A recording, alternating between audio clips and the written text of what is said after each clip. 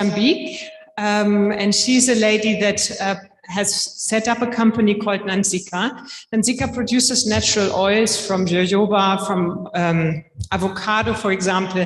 And these oils you can use for your beauty. And as women, we know that it's important, and it's also for nutrition, which is also important for staying healthy. So I think she has a great future ahead of her. And Fernanda, with support of GIZ, she went online. So she now has an Instagram page. She has a website. You can order her products online at Nanzika Official. She also benefited from financial management training. So we supported her in opening and actually opening a bank account, managing her finances, getting her papers in order so that she can set up the business also officially and pay the taxes that the EU delegation, Inga, already told us this morning. It's important to set up your business also to contribute to government. And then also she benefited from business contacts through the networks established by GIZ in Mozambique with different incubators and accelerators. So what we do as E4D, we offer needs-based technical assistance, such as setting up bank accounts, such as going online. We offer access to market opportunities, business networks, and investment readiness training, of course, so that all the companies can also get increased access to funding.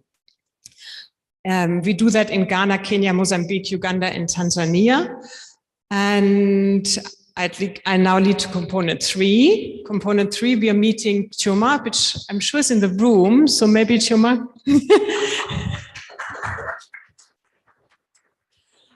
And I know that Chioma is very nervous about her pitch this afternoon, so we can give her an extra clap, maybe. And also, without wanting to be biased, I saw what Chioma set up the business called Red Button, and I'm sure all of you have seen the very beautiful clothes that she's selling. So you can go there later to her booth. Chioma has benefited from the support by the SAFIM program. So not only did she participate in the TEF program, benefiting like 2,400 other women, but she was also selected with other 99 women, she was selected to be part of the acceleration program organized by SAFIM, which offers very hardcore quality training, master classes, and so on and so forth in setting up your business, accounting, and all of these things. And then she got selected for the 30 last beneficiaries to be part of the growth program. And I think that's really a big achievement. All of you ladies are participating in the growth program, but nevertheless, it's a big achievement. And these are just another couple of examples of the women that we had participating in our program at the Women Entrepreneurship for Africa. And before I say thank you for your attention, we have one last question that we are asking everyone. No, okay, sorry. Looking again at the Women Entrepreneurship for Africa logo or acronym that we've selected. We were thinking of how to make this a short session and how to make it motivating for everyone, but also insightful. And I think it's always interesting to understand why our development partners, why our donors, why the institutions are choosing to do something. And for some reason, suddenly this whole issue of supporting women much more strongly has been coming up. And the question goes to Cecile. Why are you not suddenly, but why are you supporting women with the Women Entrepreneurship for Africa program? Thanks, Katja. Well, I would say very shortly that more than half of the women, more than 50% of the women in Africa are or aspire to be entrepreneur. And when I read these figures already, when I took over my job 2 years ago, I was like, wow, this is a lot. But still, if you look at it, what we see also from the survey is that women have to work at least 50% harder to get there. So with this program, we try to match this 50% harder, or I mean, at least even like going beyond, to make it a bit easier for all the great women who wants to be entrepreneur and to follow and support them. Mm.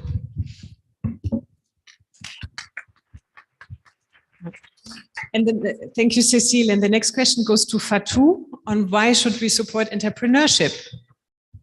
Is there a mic that's working? Yes, I think this time my mic works. So I just wanted to just take a quick step back.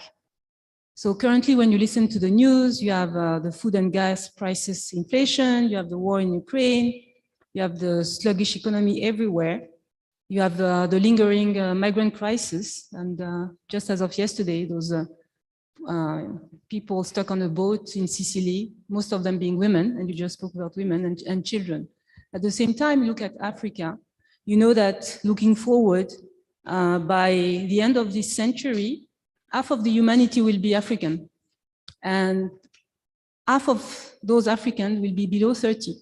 And those jobs, most of the studies from World Bank, from European Commission show that basically those jobs will be created by MSMEs and SMEs. So what do we want?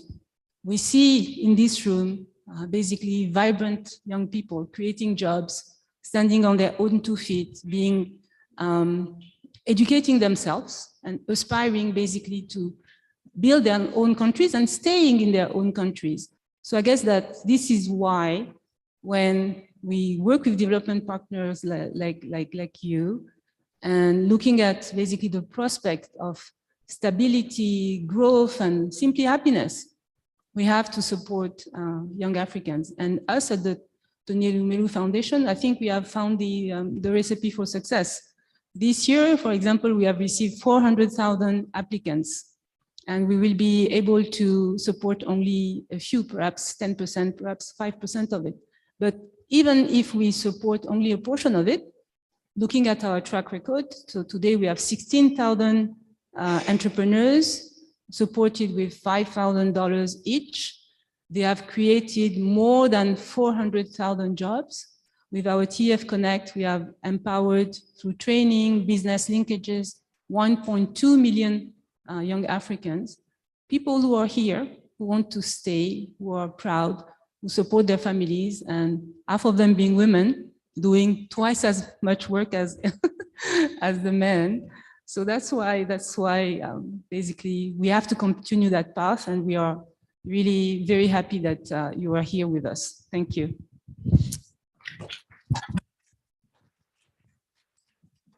Thank you, Fatou. And the last question goes to Scipion on this.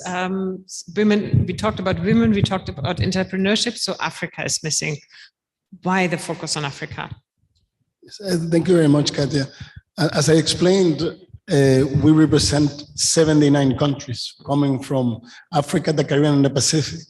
This specific program is only on Africa for the moment because we found great partners that were based in Africa. Mm-hmm. The European Union, of course, also has a big interest in Africa for some of the reasons that were explained. Migration is one of them, raw materials and others. But in Africa, we found GIZ that we knew from before. You are less implanted in the Pacific and relatively in the Caribbean, but Africa is your stronghold. The Tony Elumelu Foundation, Safim, which I didn't know and had the pleasure of knowing them and learning from them in this program.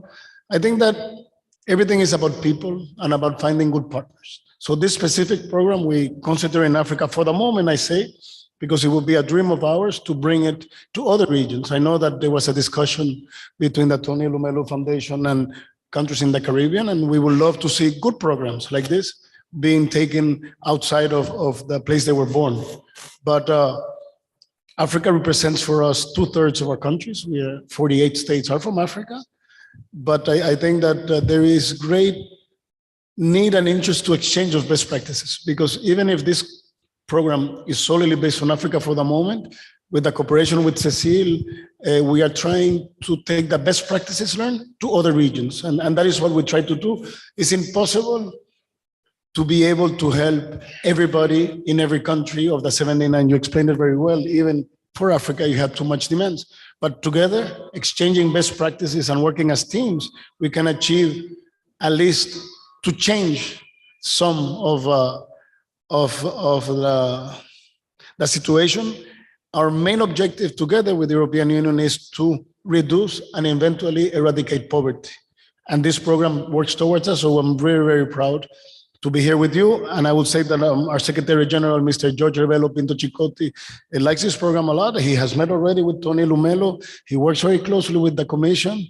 And we look forward to continuing in this program one way or another, because it is a great initiative. I really want to thank you, BMZ, because BMZ also is another funder, GIZ, Safim, Tony Lumelo, and the Commission, really, for the work. For our people, for our youth. I consider myself youth, even if nobody does consider me, but well, I think youth is a state of mind. But don't tell the people no. No, people give me a seat on public transportation, so I suppose they don't consider me youth. Okay, but I like very much this flexible definition of youth. So we all have a couple of decades still to go. Huh? Okay, thank you very much, everyone. And maybe I can just say to everyone in the room that I think just having this panel shows that it's been a good partnership in the Women Entrepreneurship for Africa program, with lots of actors coming from different angles of supporting entrepreneurship in Africa and still working together very well.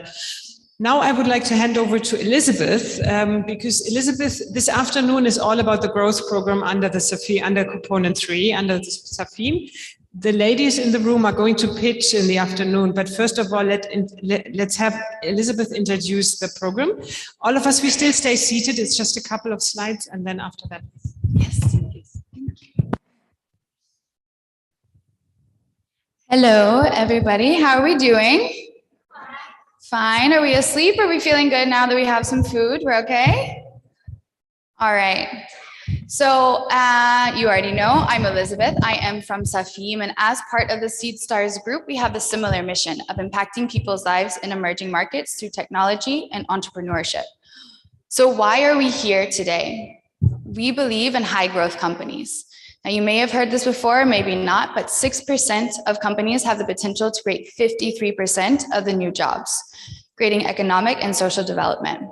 And so that's what we've been doing for the past, ladies, year. We've been trying to get you to this, potential to be a high growth company and to become part of the 6%. So I don't want to talk more about who we are or what we've been doing. I want to tell you guys what these ladies have been doing. So it's been a long journey. We've been working together for about a year now. And the ladies that you're about to see pitched to you today came from applications of 577 of them.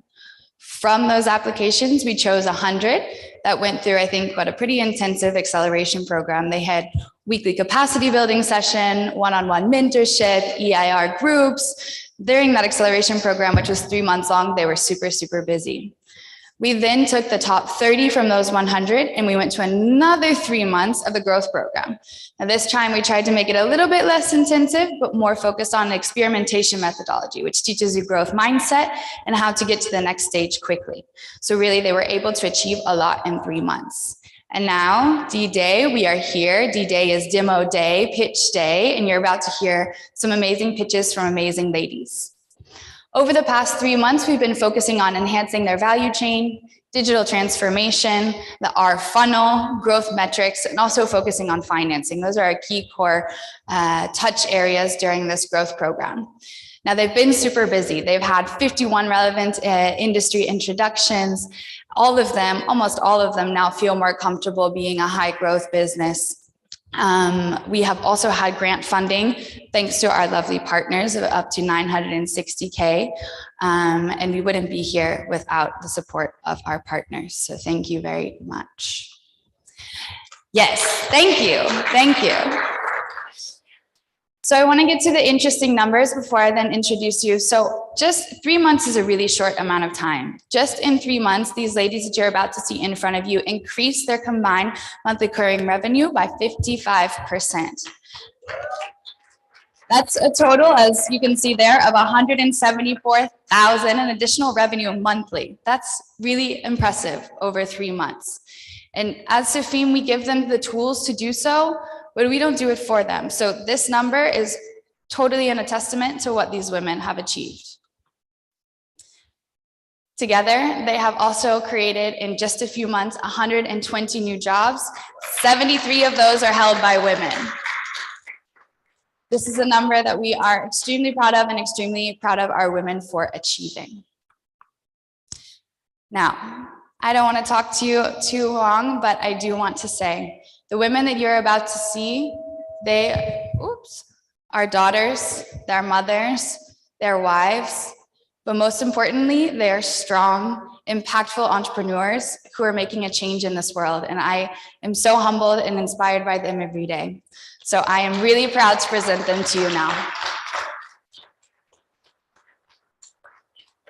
Before I hand over to our lovely Salmin, who is going to be your moderator for this afternoon, I just wanted to now have a very big round of applause for our partners and our implementation partners, because we wouldn't be here without them. So thank you very much.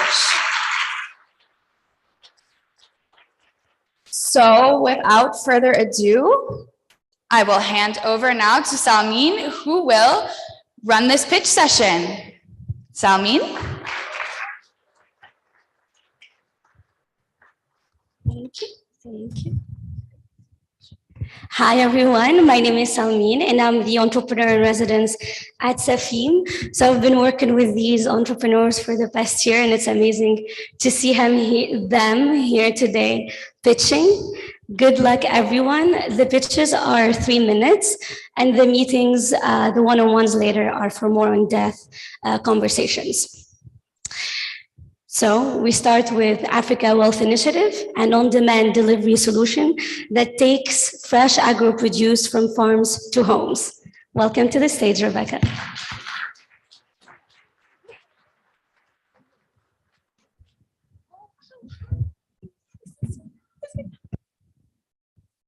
Good afternoon, everyone. My name is Rebecca Mo, and I'm here to present to you her solution at Africa Wealth Initiative. We've all imagined ways to end hunger and poverty in Africa. Even though many solutions have been proposed and implemented, sadly, Africa still remains the poorest continent in the world.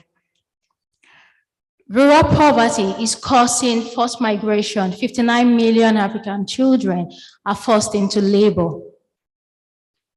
490 million Africans still live below the poverty line. Our agri-tech solution at Africa Wealth Initiative connects smallholder farmers to consumers, creating economic opportunities, increasing household incomes, and providing healthy food. In our business model, consumers fund farm projects, agro-service providers, and merchants aggregate on our hub for commerce to increase income household and improve livelihoods. We generate revenues from sales of farm produce and from subscriptions of stakeholders on our hub. Since 2020, we have empowered 100 smallholder farmers, produced and distributed over 1,000 tons of food, and paid profit on over 1,000 subscriptions. Within the next 3 years, we'll be able to capture $25 million of Nigeria consumers' expenditure market. Why should you work with us?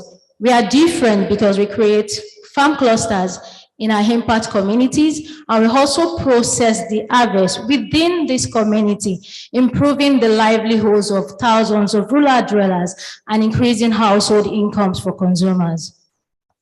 Our team comprises of business experts in agriculture, IT, business development, and management. Our advisory board brings experiences from power, from investment, and the agricultural sector. By 2023, we'll be able to empower 200 more smallholder farmers.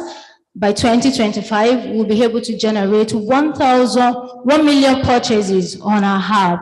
And by 2030, we'll be able to generate $250 million in revenue. Since 2020, we have raised $342,000 in grants, group economics, and founders investment. African Wealth Initiative is recognized globally. We have won so many awards. We've signed partnerships and collaboration with key stakeholders. We have also been featured on international media platforms.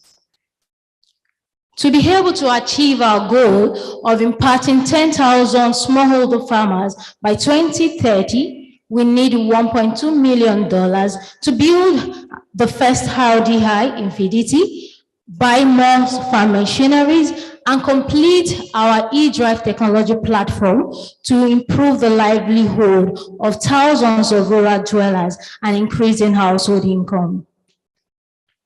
Our investors will receive 10% within the next 5 years.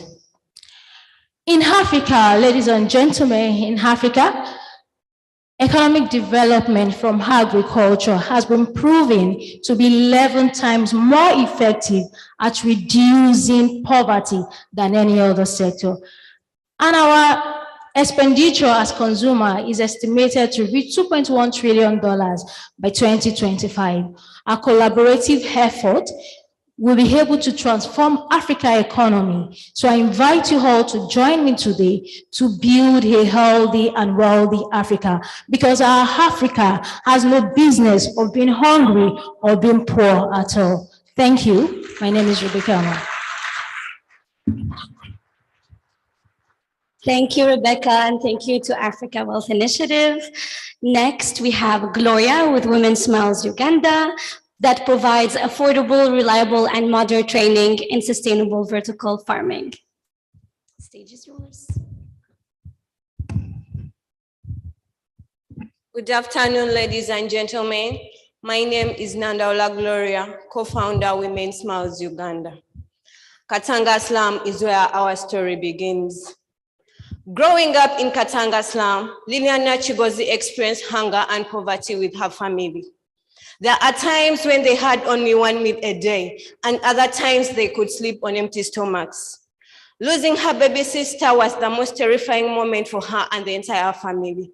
And that's when she realized that food scarcity among families, especially those headed by single mothers, is a matter of life and death.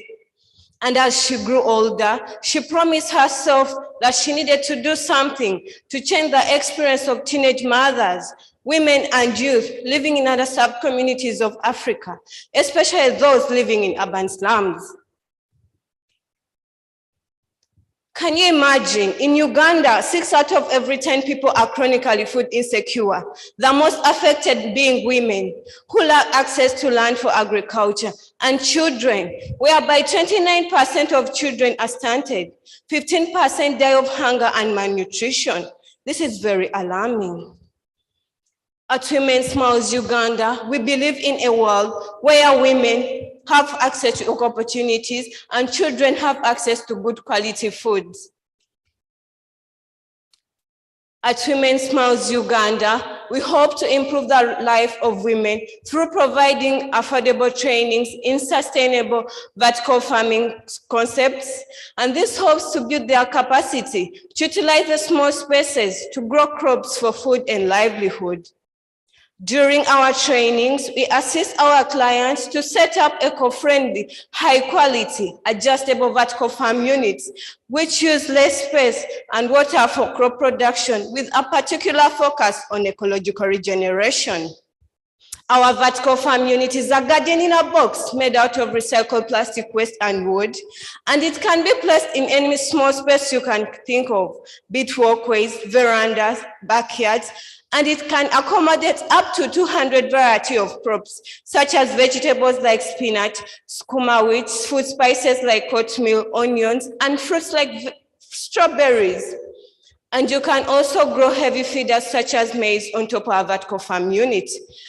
We have a market opportunity of about 11 million people living in peri and urban informal settlements, and we are targeting about 2 million people living in different parts of the country, with ages between 15 up to 45 years. We work with communities directly from recruiting them into our King Sim until we link them to the ready market. We are a non-profit organization.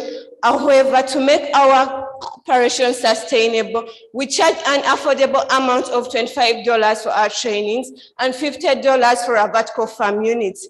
Unlike our competitors, we are the only organization that takes the initiative to educate teenage mothers, women, and youth on maternal child nutrition. We also train our customers on how to make composite manure through vermicomposting for organic farming and climate change.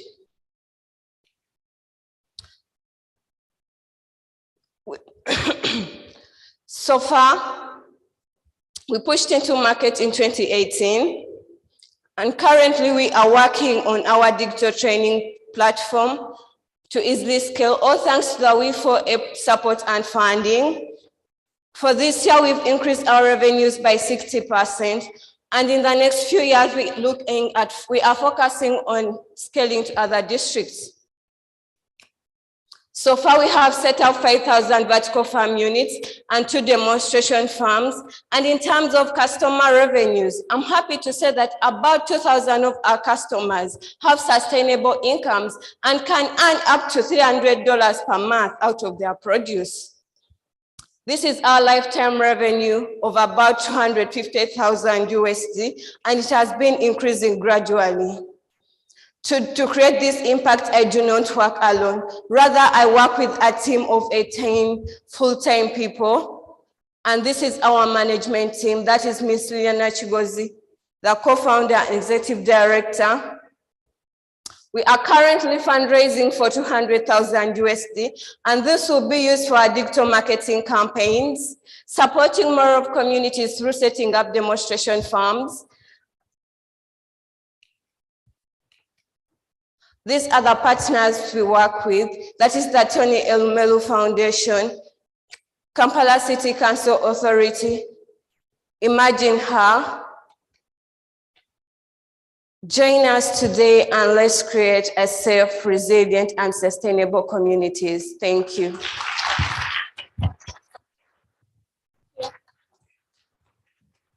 Thank you so much, Gloria. Sorry, we skipped a bit, but you know that Red Button is next. Chioma bringing Red Button to us, a sustainable fashion company, creating a more sustainable alternative apparel. Welcome, Chioma, on stage.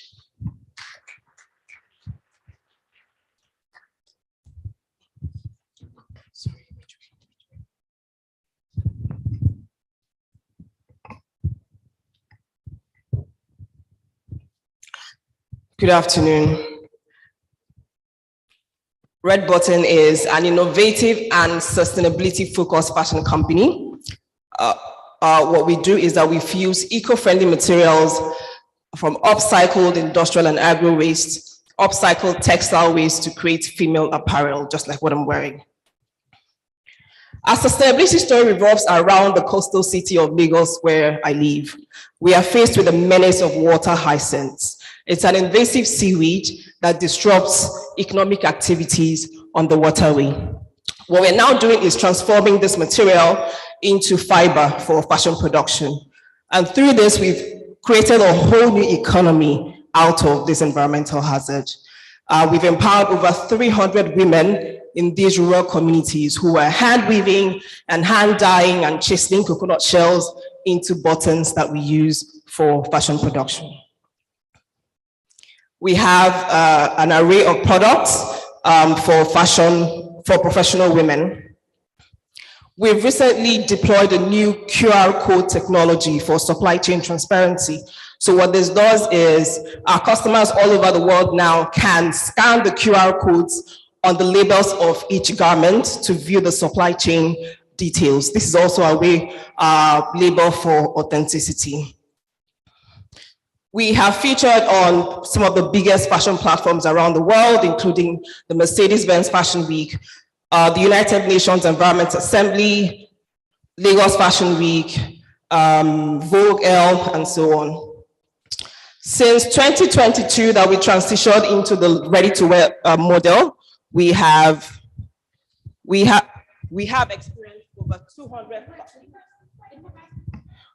experienced over 200,000% increase in revenue. And following our brand ethos, what we stand for, and of course the need for digitization, Red Button is launching a whole new digital product called Red Exchange. It's a no inventory digital fashion exchange platform for rental and resale of high fashion items. I call it the Airbnb of fashion. Red Exchange will start with a web app. It's powered by Amazon. Our revenue model will be on commission basis. We will charge 15% commission from both the lender and the renter. We'll be working with movie production houses, other fashion companies, stylists, millions of women across the country who will be trading and renting and reselling on this platform. Imagine the thousands of costumes, high fashion costumes we see on countless red carpet events, movie premieres, photo shoots, weddings. I mean, Nigeria is known for very flamboyant traditional weddings. All those accessories you find, we wear them and maybe once and we don't wear them again. We might as well start making money from them. What we're doing now is we need to digitize fashion exchange. We're not only promoting circular fashion, we are creating new income streams for women especially. We are building a whole community of fashion promoters or sustainable fashion promoters. We are also creating, building a new economy out of fashion exchange. Importantly, we are adding more value to our customers and scaling our impact across the entire industry. This market has huge potentials of over $2 million in revenue per annum. Our go-to-market plan is mostly social media. Based on our experience, we would invest heavily in influencer marketing and social media advertising. Our team consists of myself, our CTO, and our operations manager. We have a total of 45 years experience in fashion business, sustainability, and technology. We are seeking $500,000 seed funding to build a platform, hire more developers and other talents, and of course, invest in marketing to be able to onboard the users. This project has started. Of course, we are currently building the prototype. We want the $25,000 seed, $25,000 credit from Amazon, and we're using that to build out the prototype currently. The platform is set to launch in July 2023. Thank you for listening.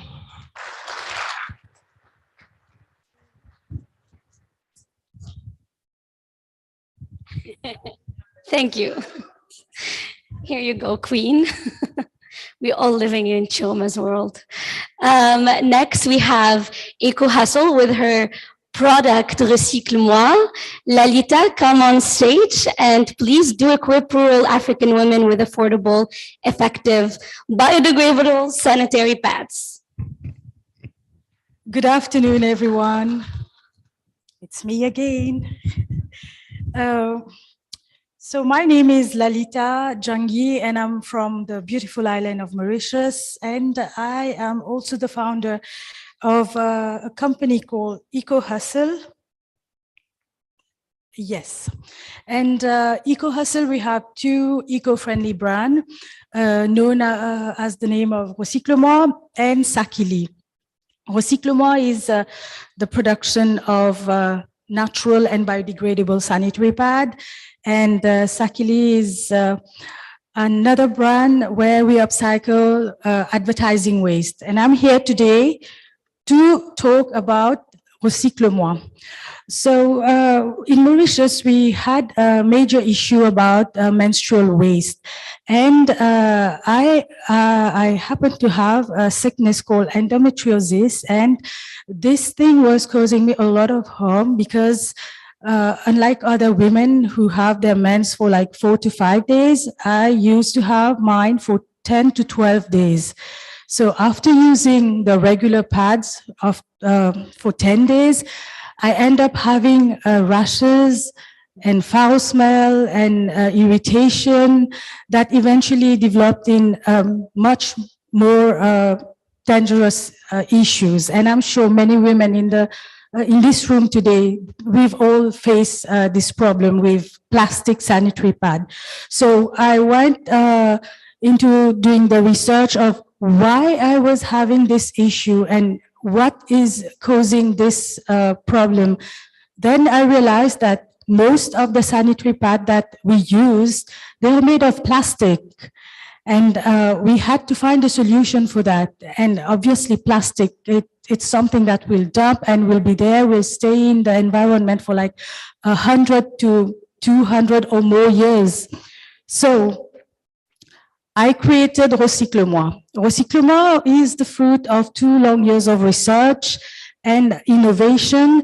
And it is something that was needed on the Mauritian market. And when I started building the brand and the product, I focus mainly for the Mauritian market. So I created something that could be biodegradable, comfortable for the women, and something that didn't contain any chemical and toxic stuff in.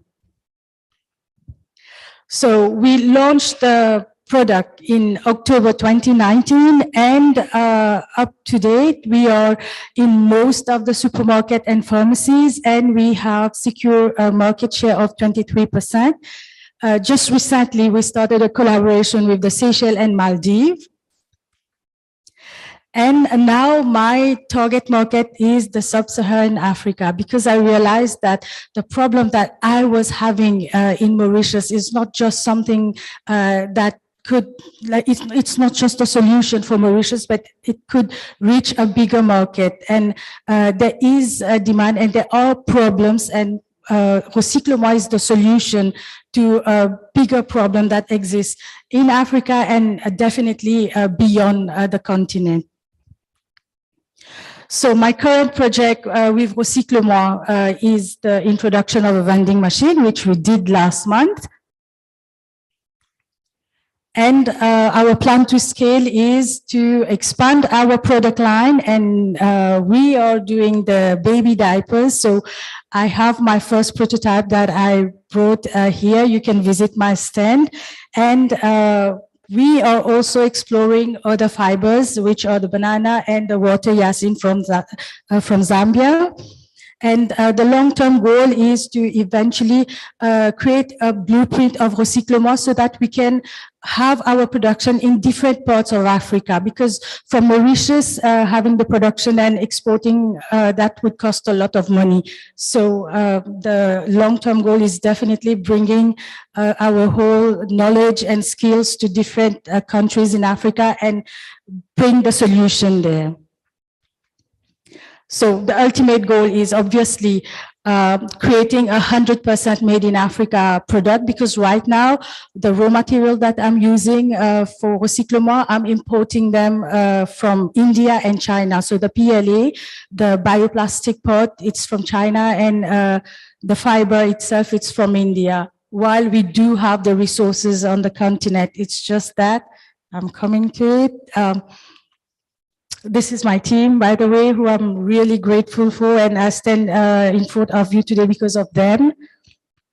So how do I bring this product, this project rather on Africa is I want to exploit the resources, the natural resources that are existing there, and I'm asking raising fund of amount 80,000 USD. We've already raised part of that fund, and that money would go mostly into the machine that would process the raw materials so that we can create our own fiber. And yep, this is it. This is me. This is Recycle-moi. Thank you so much. Thank you, Lalita, and thank you for bringing Recycle-moi to Lagos. Next up, we have Sonita with Puino Packaging, which is the first online platform that allows producers in the agricultural sector to find and order packaging suitable to their needs. And I think everyone here needs packaging, so talk to Sonita. Welcome, Sonita, on stage.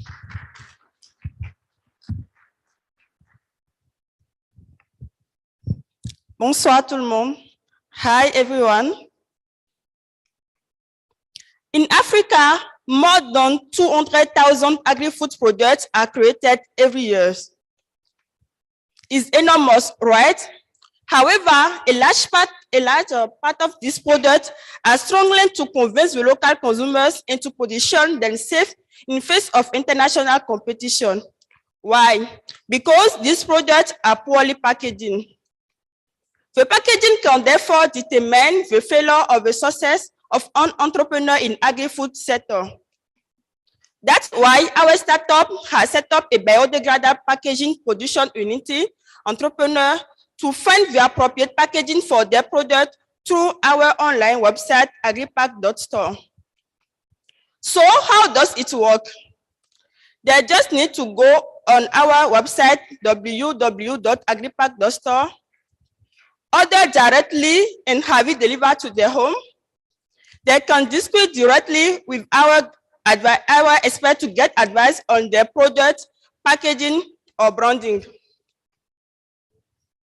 All this is led by a new and dynamic team made up of 2 graphic designers, an IT engineer, a food technologist, and myself, Tosu Sonita. I'm the founder of Firm Packaging.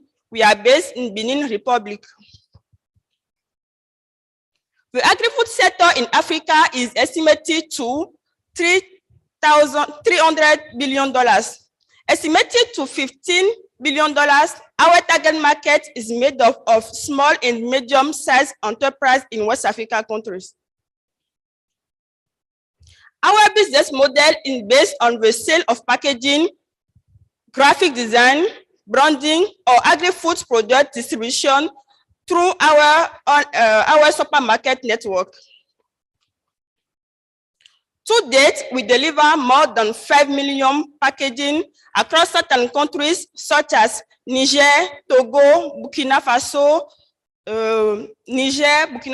Togo, and Ivory Coast. Last year, we achieved a revenue of $63,000. Unlike our competitors, our customers can buy small quantities, and even better, we connect them to a large network of distributors. Our ambition is to become the largest packaging distribution web platform for the agri-food sector in Africa. For that, we're asking for a funding to support our growth with local production capacity and new functionality, our platforms such as artificial intelligence. Thank you.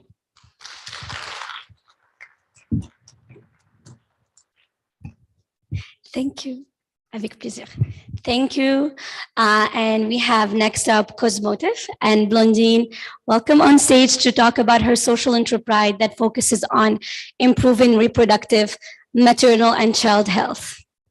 Welcome to Blondine. Yeah, thank you, thank you.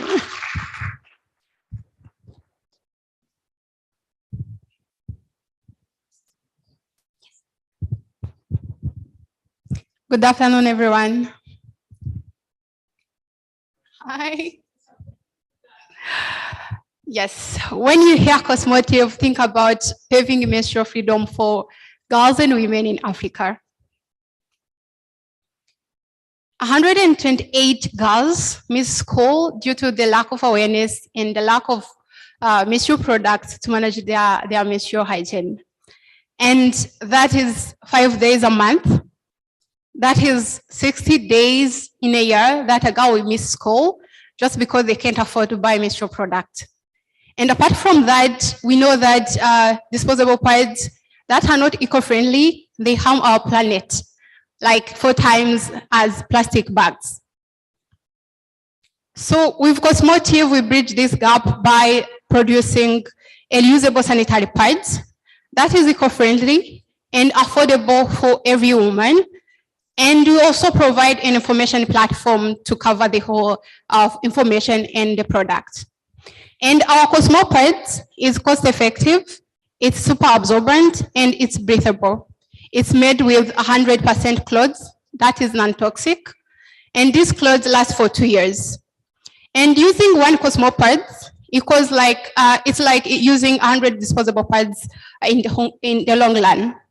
And with a package of Cosmo pad, we also include an information material so that we can also break the stigma around menstruation.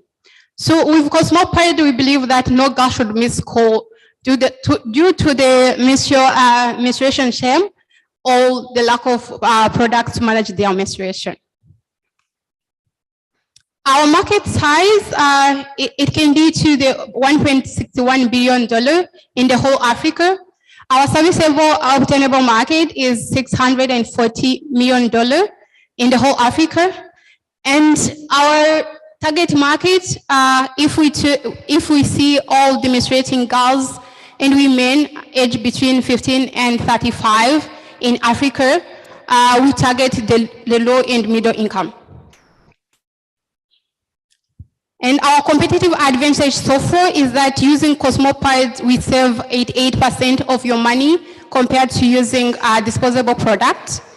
And our sanitary pad is used for 2 years. It's comfortable, it's toxic-free, and it's super absorbent. With our module, we sell to direct customers, we sell to resellers, and also to organizations that donate to their beneficiaries. We've a package of 5 that lasts for 2 years. When it's for end users or direct customers, we give it at $6.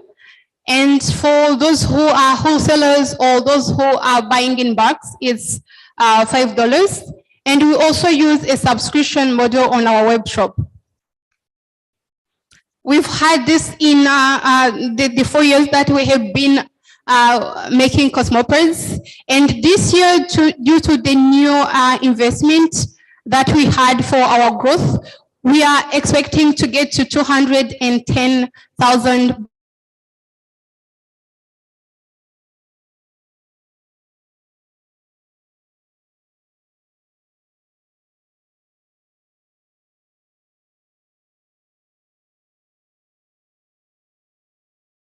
and most of them are here, who supported our mission as we were starting. We are a team of 18, 16 of us are women, 2 are men, and this is the ones that are leading the growth team so far. I'm the founder and CEO. Opportunity is in charge of operations, and Quinto is in charge of sales. This is what we are expecting. This time we are focusing on increasing investment or funding because we see that it can help us close the gap in no time. So with new investment, we will be able by next year to make 600,000 sales, which will make $3 million in revenue. And 2024, we'll be able to almost double it. And by 2025, we are looking forward to improve 4 million lives of women.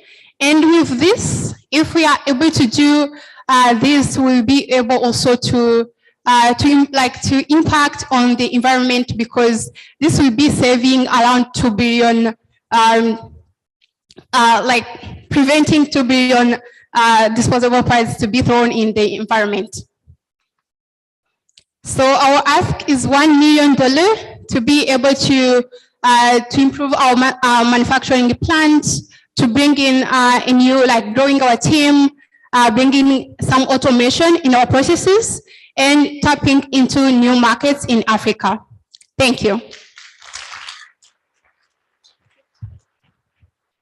Thank you so much, Blandine, for sharing with us.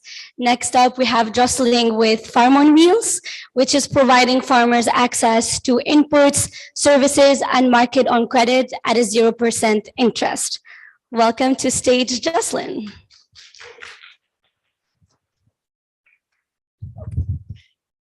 So first here? Okay. So I kind of forgotten everything I wanted to say, so bear with me. So I'm going to start with the story. Solving food insecurity is a challenge, but solving it at the family level first, specifically for smallholder farmers, is the main challenge. And that is where we come in.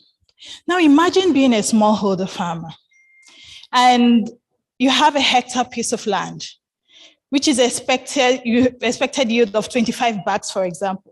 And at the end of the year, at the end of harvest, you harvest just 6 bags. Now, as a farmer, you have to feed your family from one harvest season to the next harvest season. And that 6 bags is not enough to feed your family, let alone sell to other consumers.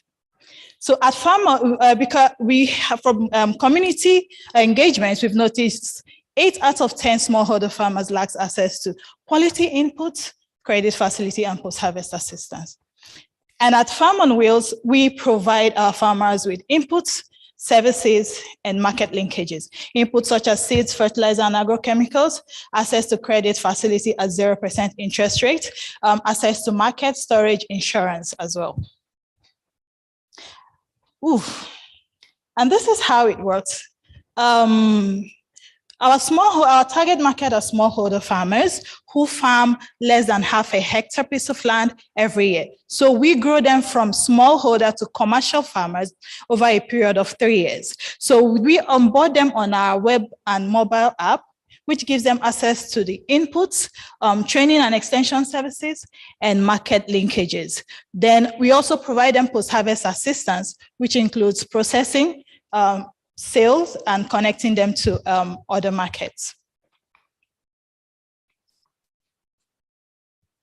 So Niger State, for example, has over 2.1 million smallholder rural farmers, and our target market is 50,000 of these smallholder rural farmers for now in Niger State, which is about 75 million USD.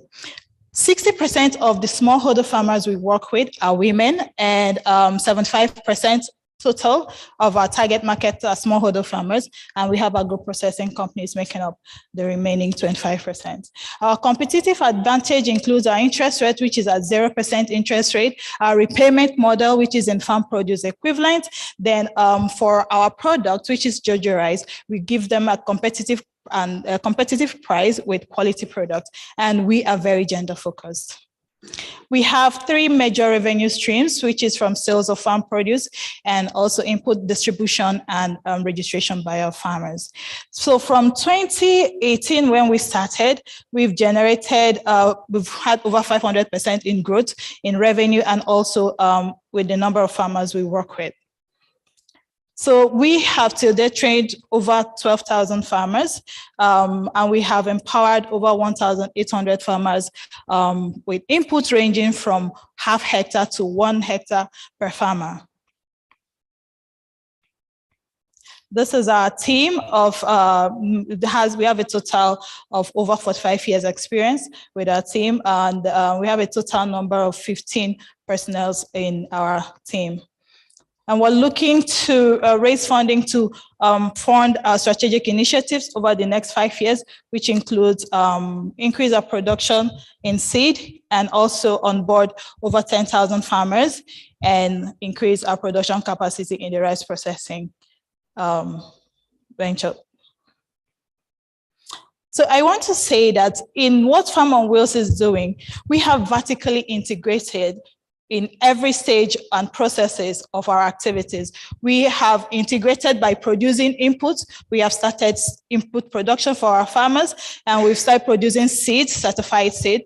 And we have also integrated technology to enable us increase our processes. And we have also, for the sake of sustainability, started processing some of the farm produce that our farmers harvest. And we are aiming to change the mindset that farmers are poor or farmers are meant to be poor, because we are growing them from smallholder farmers to commercial farmers over a period of 3 years. Thank you. Thank you so much, Jocelyn. Next up is Sapinica with Farmer Tribe, which is providing timely access to agricultural inputs and training and other services to small farm holders. Sapinica, the floor is yours.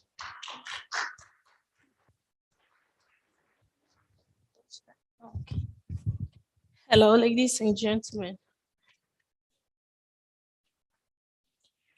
Okay, I present to you Salamatu. Salamatu is a smallholder female farmer in a rural community in the Garu district, which shares boundary with the northern part of Togo. Salamatu, after saving 1 year, a whole year, with her village savings and loan group, where 25 smallholder farmers come together to save in a small box for production for the following season, was unable to purchase agricultural input because access to agricultural input in last mile communities are very difficult. As a result, they lack access to extension service and premium market, which reduce their income. Our solution as Farmer Tribe is to provide timely access to agricultural input. We give farmers progressive advice on demand. We don't do one advice match, or we give them advice based on the crop, their location, and their land size. We also give them access to premium markets by aggregating all grains and vegetables produced by these farmers and wholesaling them to processors in the regional capital of Ghana. Farmer Tribe is a one-stop shop for smallholder farmers. Using our omni channels, we are able to reach smallholder farmers by either through our sales storefront in the rural villages or our toll-free number, where farmers can sit at the comfort of their home to order for agricultural inputs, where we arrange delivery. Our market size. Northern Ghana consumes 60% of farm inputs produced and imported into Ghana. With over 8.6 million farmers farming in Northern Ghana, our target market, our serviceable market is worth 2.6 million. Our competitors, unlike other local input dealers, startups, and outgrower businesses, Farmer Tribe use a B2B and a B2C model. A B2B where we sell directly to smallholder farmers, and a B2B model where we have a network group of community input agents who buy these inputs on credit basis and sell to smallholder farmers. Our unique value proposition is that our solution is that we provide an end-to-end service to smallholder farmers. Our solution is powered by extensive amounts of data and agronomic research, which enables us to disseminate information to our farmers effectively. It enables us to also recommend products and practices where farmers can perform on their farm. Our revenue model, we gain profits from the sales of agricultural input. We charge 5% on grains import, aggregated to producers. We also get a 5% interest on input we give out on credit to smallholder farmers. We are currently serving 8,000 smallholder farmers each year. Our team is led by me, Sfeni Kadako. We have our technical lead and our operational lead. We are currently asking for $500,000 in debt, grants, and equity. This will enable us to automate our processes and reach over 10,000 smallholder farmers. We can achieve this on our own by 2027. But with your investment of $500,000, we can cut this time frame short to 2024. Thank you.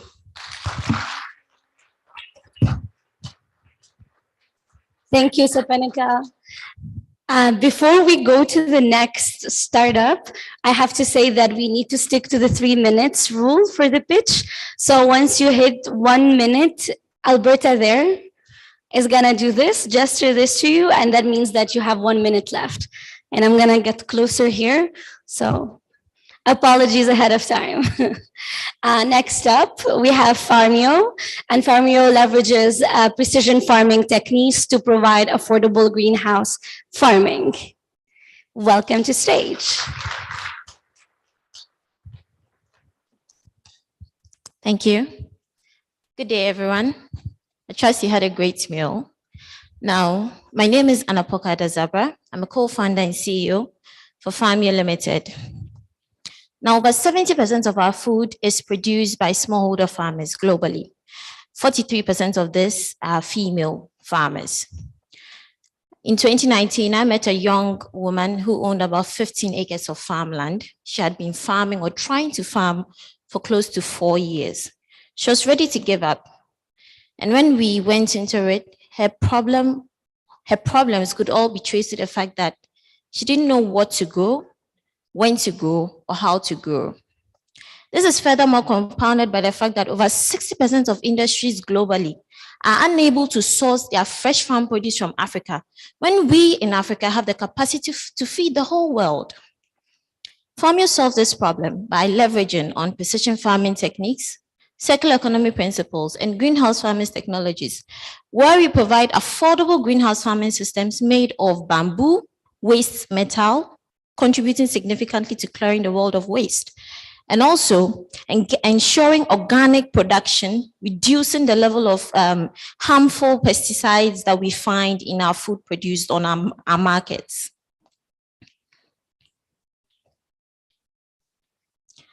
Now, value prop is simple. We are affordable, hence ensuring that even the least earning smallholder farmer in the village can have access to a sustainable farming system, ensuring they're able to benefit in the long run from growing and gaining revenue through our Farming Super App platform, where they have access to a wide network of input dealers and other people on the platform to trade with and directly gain from off-taker contracts that they are able to leverage on before they even harvest their produce. Now, we've gained support from a few bodies. Support from the We4A program has significantly enabled us to achieve growth in different areas. We increased our revenue by close to 60%, in the process of training and equipping about 1,500 smallholder farmers with the green kits. We call that a green kit. It's a bamboo-made greenhouse structure, and also access to agronomists and advisory service. And we also training and equipping about 1,000 youth to go into the different sectors of the kind of services that we provide as our farmers along the full value chain. Now, we've gained impact in many ways. We see that we impact on the environment. SDG goals 3, 9, 12, and 5 are some of the few areas in which we show a significant impact.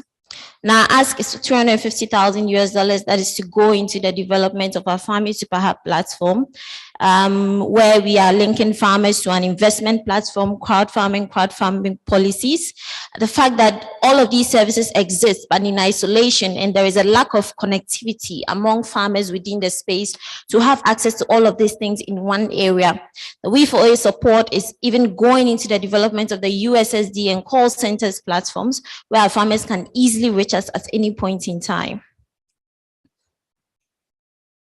Now, the fund is to go into the development of 150 greenhouse hub facility, and also to help us train and provide services for a long range of other activities. I won't take too much time, but the team is made up significantly of an advisory team that really help us in developing and refining our products and has brought us this far. Thank you. Thank you, Ana Porca, for the pitch. I'd like to say something before we go on to the next person.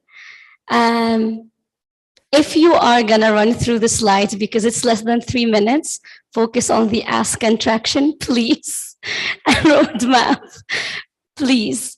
Next up, we have Plumby. Where's June? Oh, there you go.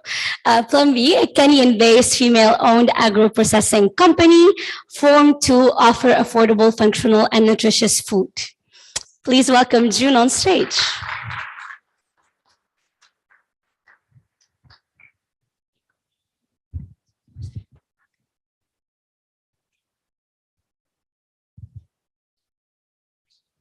This is the new face of malnutrition. Now I can see you shaking your head because, of course, this is not the image that comes to your head when you think of childhood malnutrition. But according to a report that was released this year, actually one of the most comprehensive reviews on malnutrition, 1 in every 2 children suffers from hidden hunger, also known as micronutrient deficiency. The physical symptoms are not physically perceptible, but the impact on health is long-lasting. So in Africa, we have over 500 million children. So this gives you just a view of the scale of the problem. And the causes of malnutrition are complex. It includes parents or caregivers making poor feeding choices, either due to ignorance, but in Africa, it's mostly due to poverty or lack of access to nutritious foods. Oh, sorry. But mostly in Africa, it's usually due to poverty or lack of access to nutritious foods. So this is where we come in as a company. So our goal is to be focused on children and also to be an African brand with the goal of providing better nutrition for children in underserved households. So our story starts way back when I graduated with a degree in nutrition. And I started working for World Food Program in the school feeding unit, and later on other international aid organizations. And I got to travel extensively in Kenya and also other parts of East Africa. Okay, and okay, that time goes very fast. And this gave me a chance to see the gap where the nutritional requirements of children were not being met by the food products that are available in the underserved market. And this, of course, led us to develop a range of products where we conducted a pilot in 2019, which tested and confirmed our hypothesis that every mother wants to give the best to their child when cost is not a limiting factor. So the solution that we have now addresses the issue of affordability without compromising on nutrition quality. And the most exciting bit is that we've been able to innovate our supply and distribution model that now we've made our customers into partners, and I'll show you how. So over the next few years, we're going to source about 100,000 metric tons from smallholder farmers. Most of them are women. We are also committing to transferring our first stage of our food processing to smallholder farmers, women, and we'll be working closely with women as our distributors. So the market size in Africa, of course, is very huge.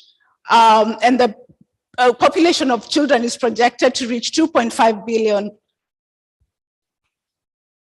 So the key milestones is that we've been able to build a food innovation and quality control lab through the grant that we received from the program. This is going to be a game changer because for us, just having, when you're dealing with child nutrition, the issue of quality is very important. And we've also received a funding from GIZ to develop the model and standards for transferring the food processing to women, which is core to our strategy.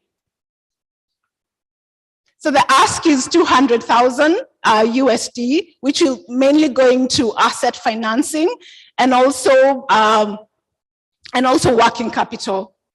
So thank you very much. Thank you, June. I feel like after building a beautiful relationship with the entrepreneurs, now they hate me because I'm interrupting the pitches. Please don't hate me. Next up, Princess with Happy Coffee, a coffee that's amazing, and it's designed and centered solution around women, produced locally, bootstrapped. I can talk ages about Happy Coffee. So Princess, the floor is yours.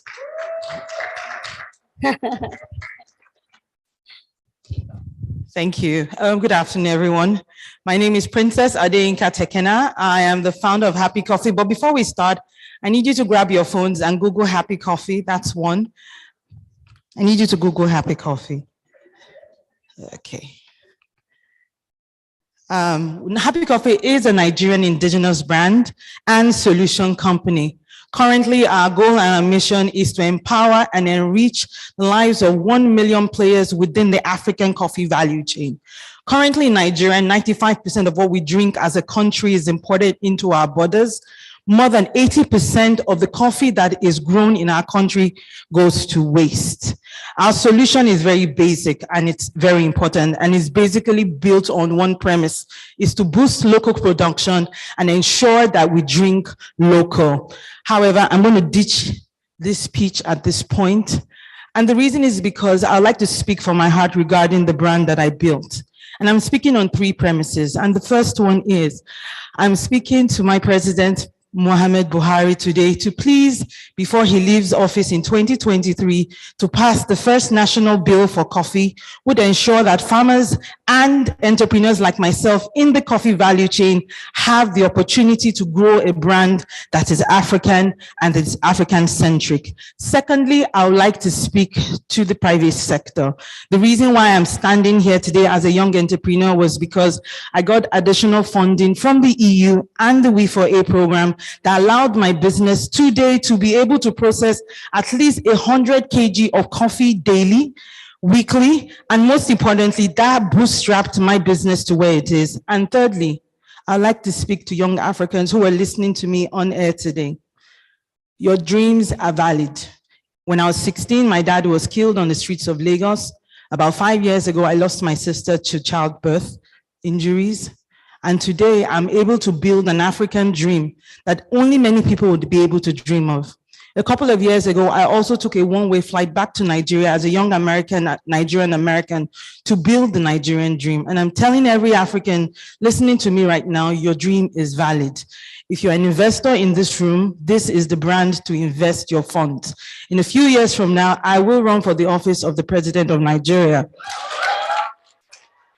And when that time comes, you will all remember this for it. Thank you. Thank you, We4A. Thank you, EU. Thank you, Nigeria.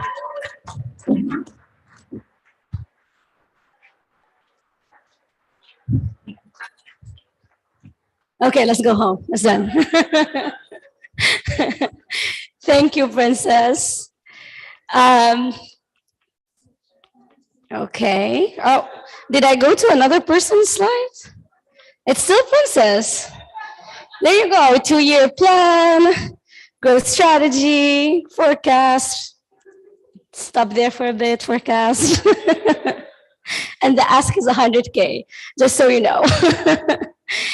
Next up, last but not least, the beautiful Oriki with the beautiful Josie. Oriki is a luxury skin and hair care brand, and they just digitalized their whole process recently during the WE4A program.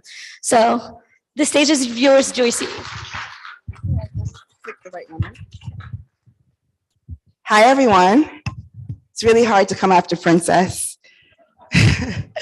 But it's a pleasure to be here. Good afternoon. My name is Joyce Awoshika, and I have the privilege of pitching Oriki to you today. At Oriki, we are building the gold standard for wellness services across Africa. How many of you remember June 2020? Where were you? Most likely, you were probably confined in your home because we were all trying to figure out this COVID thing out. Well, over the last 3 years, we as Oriki have built over 7 spot outlets in Lagos, Nigeria. We now have outlets in other parts of Nigeria as well. We've sold 2 franchises and we've earned over $1 million. Now, here's the thing. We run a cashless chain embedded with technology for monitoring all our locations across Africa. In the matter of time, we've been in over 1,800 homes. We've just celebrated 7 years as a company 2 weeks ago. And we've done over 325,000 wellness services in over 7 locations. Every outlet of Oriki is handled through a tech central platform. Now, our spas average an 80 to 90% spa occupancy. And up until the great COVID, which we're not out of yet, we were on track, and then our model got disrupted. But it wasn't a negative disruption, it was a positive one. Unlike a shrink in demand, which was expected in my industry, we actually evolved into the Uber for wellness. We have launched Unwind. Unwind is an app that allows you to book a spa professional to your doorstep, your home, office, or work, anytime, anywhere. We're impact driven. We realize that, just spoken before by our honorable minister, education is key, and technical and vocational education is the future. So we built a training institute, and we impact people to become freelance spa providers, training therapists to take on this and make their vision of creating spa experiences a reality. Now, our business model earns income from 3 key ways. Number 1, our products and services. If you visit our booth, you can see our proudly manufactured products using African ingredients and clean ones. Our franchising revenue. With every location we franchise, we earn revenue monthly. And our platform revenue, that's Unwind. The beauty is every spa professional gets 70% of their services, and we take a 30% transaction fee. In the last 18 months, we generated $1 million, and we completed the build of Unwind number 1. It's important to note that year to date, we've actually done $900,000 and poised to do $1.2 million this year. We've certified over 350 therapists, and we've provided, as I mentioned, over 325,000 services. We continue to grow year on year, and we continue to expand by building more franchises across Africa. And I would like to let you know what our ask is. We're currently in the middle of a fundraising round. We currently have commitments of $1.5 million, and we're raising a total round of $3 million to scale our wellness locations, which is 10 locations in the next 12 months, selling franchises and taking our products around the world. A bit of our team members. If you want to check us out, you can YouTube the humans of Oriki. We're featured on CNN this weekend, so check out our episode, which goes online. And you can always contact me. Thank you very much. Thank you, Joycey. You know where to go after the conference, just so you know. So just to take a break a little bit from the pitches, even though we're enjoying them and the ladies are doing an amazing job, with our keynote speaker, who is an inspiring entrepreneur or serial entrepreneur herself. Where is Blessing first? I don't see Blessing anywhere. Our keynote speaker is not here? She's been, oh no. I can talk about myself while she's, I'm kidding.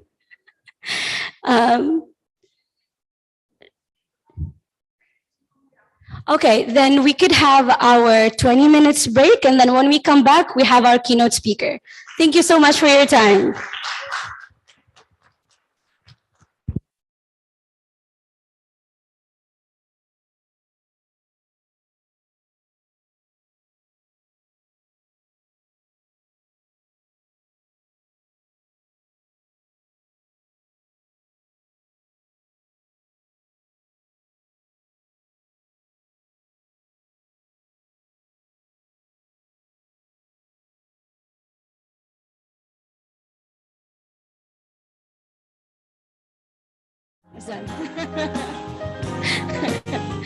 Thank you, Princess.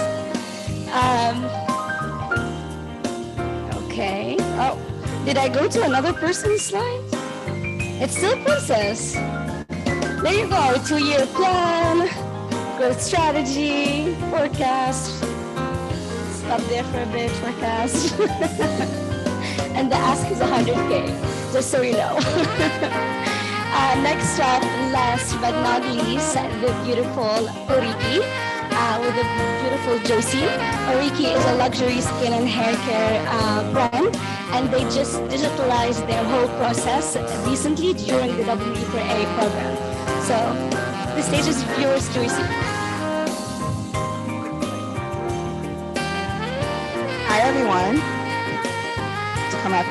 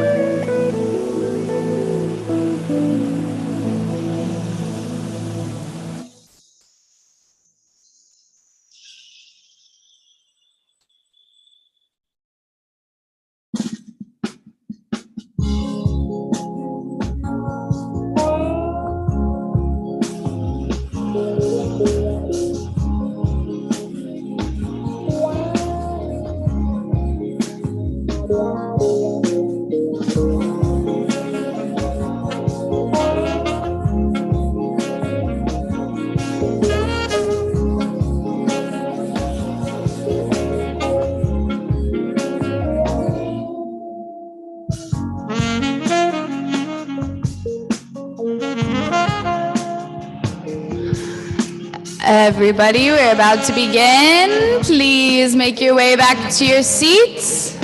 Maybe they can hear us outside, perhaps.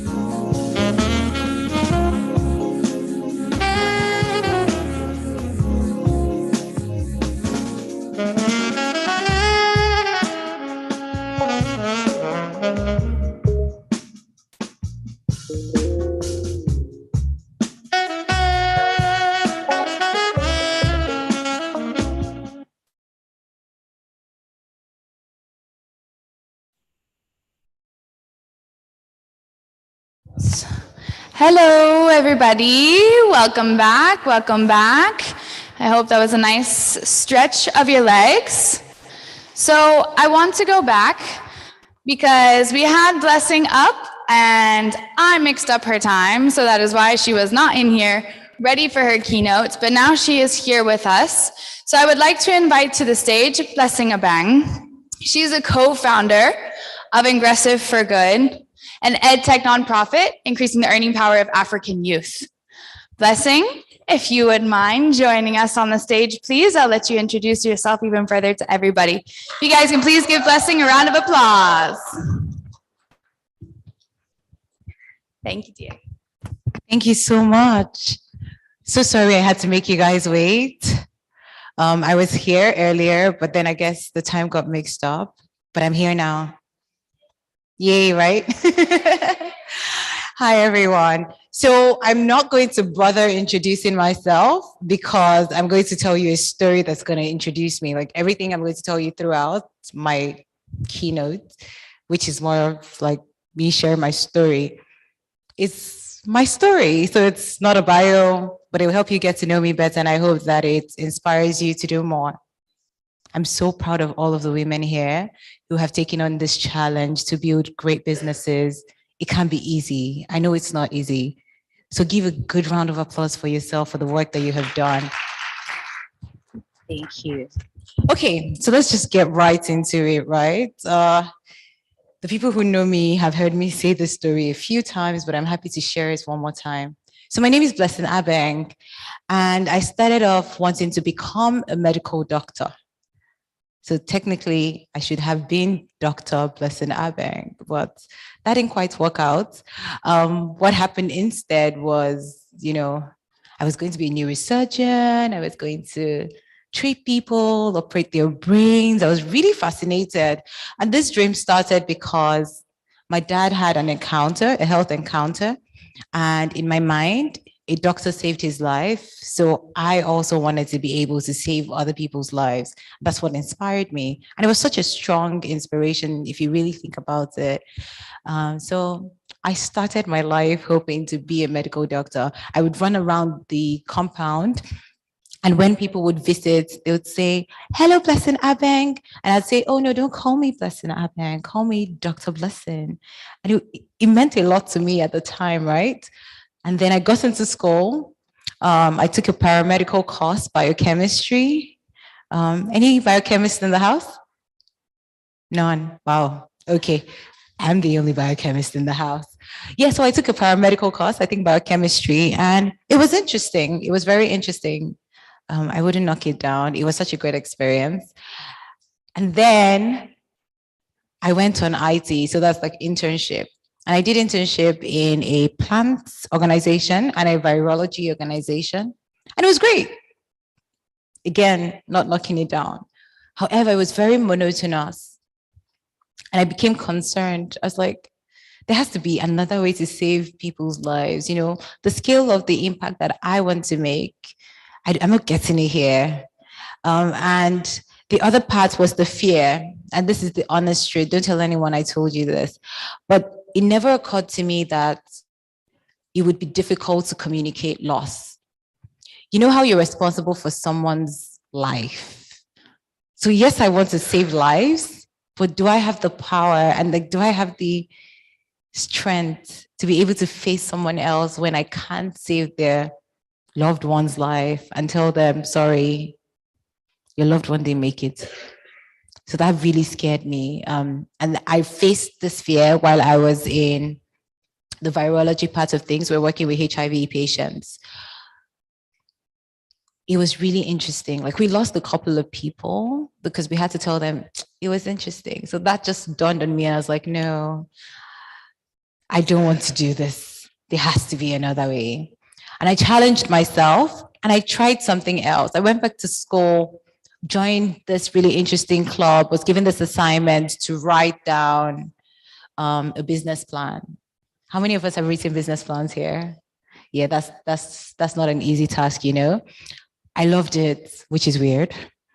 I really loved it, but everyone loved my marketing plans and people would pay me money to write their business plans for them, which was really interesting. And next thing, someone is telling me, Blessing, you need to try branding and communications. And so I tried branding and communications, and it's really interesting. I love it. It's fascinating. And I work in an agency. It's fascinating. I'm going through the motions, and then I realized a lot of Africans are building amazing businesses, especially in the startup world. You guys can probably relate. You get all this money from your investors, and then you see this amount that has to go to marketing. It's like if you don't market the business, it might not reach the customers that you need it to reach. So you have to apportion an amount to the marketing agencies, right? Yeah, so I was like, it's too much for startups to have to do this. So I founded a business and I was like, yeah, I have to do something for startups. It worked out. Princess is here. Princess used to attend Startup Grind back in the day. And it was interesting. We really reached a lot of startups. We were able to help people. We were able to, you know, impact. It was great. Then a friend of mine calls me up and says, Blessing, you're so good at this. Let's go found a business together. And we did. It was so successful that it was eventually acquired by Flutterwave, the unicorn in Africa. It wasn't always rosy because when we wanted to start raising money, COVID struck and everybody went into panic and people were focused on helping people, you know, palliatives, health scares, all of that. And so it took a while for us. And eventually Flutterwave just sort of acquired the business, which was great. Now I'm telling you cool stuff so you can see how I somehow ended up becoming the co-founder of Ingressive for Good. So now I wouldn't say jobless. I am a freshly exited founder, living my best life.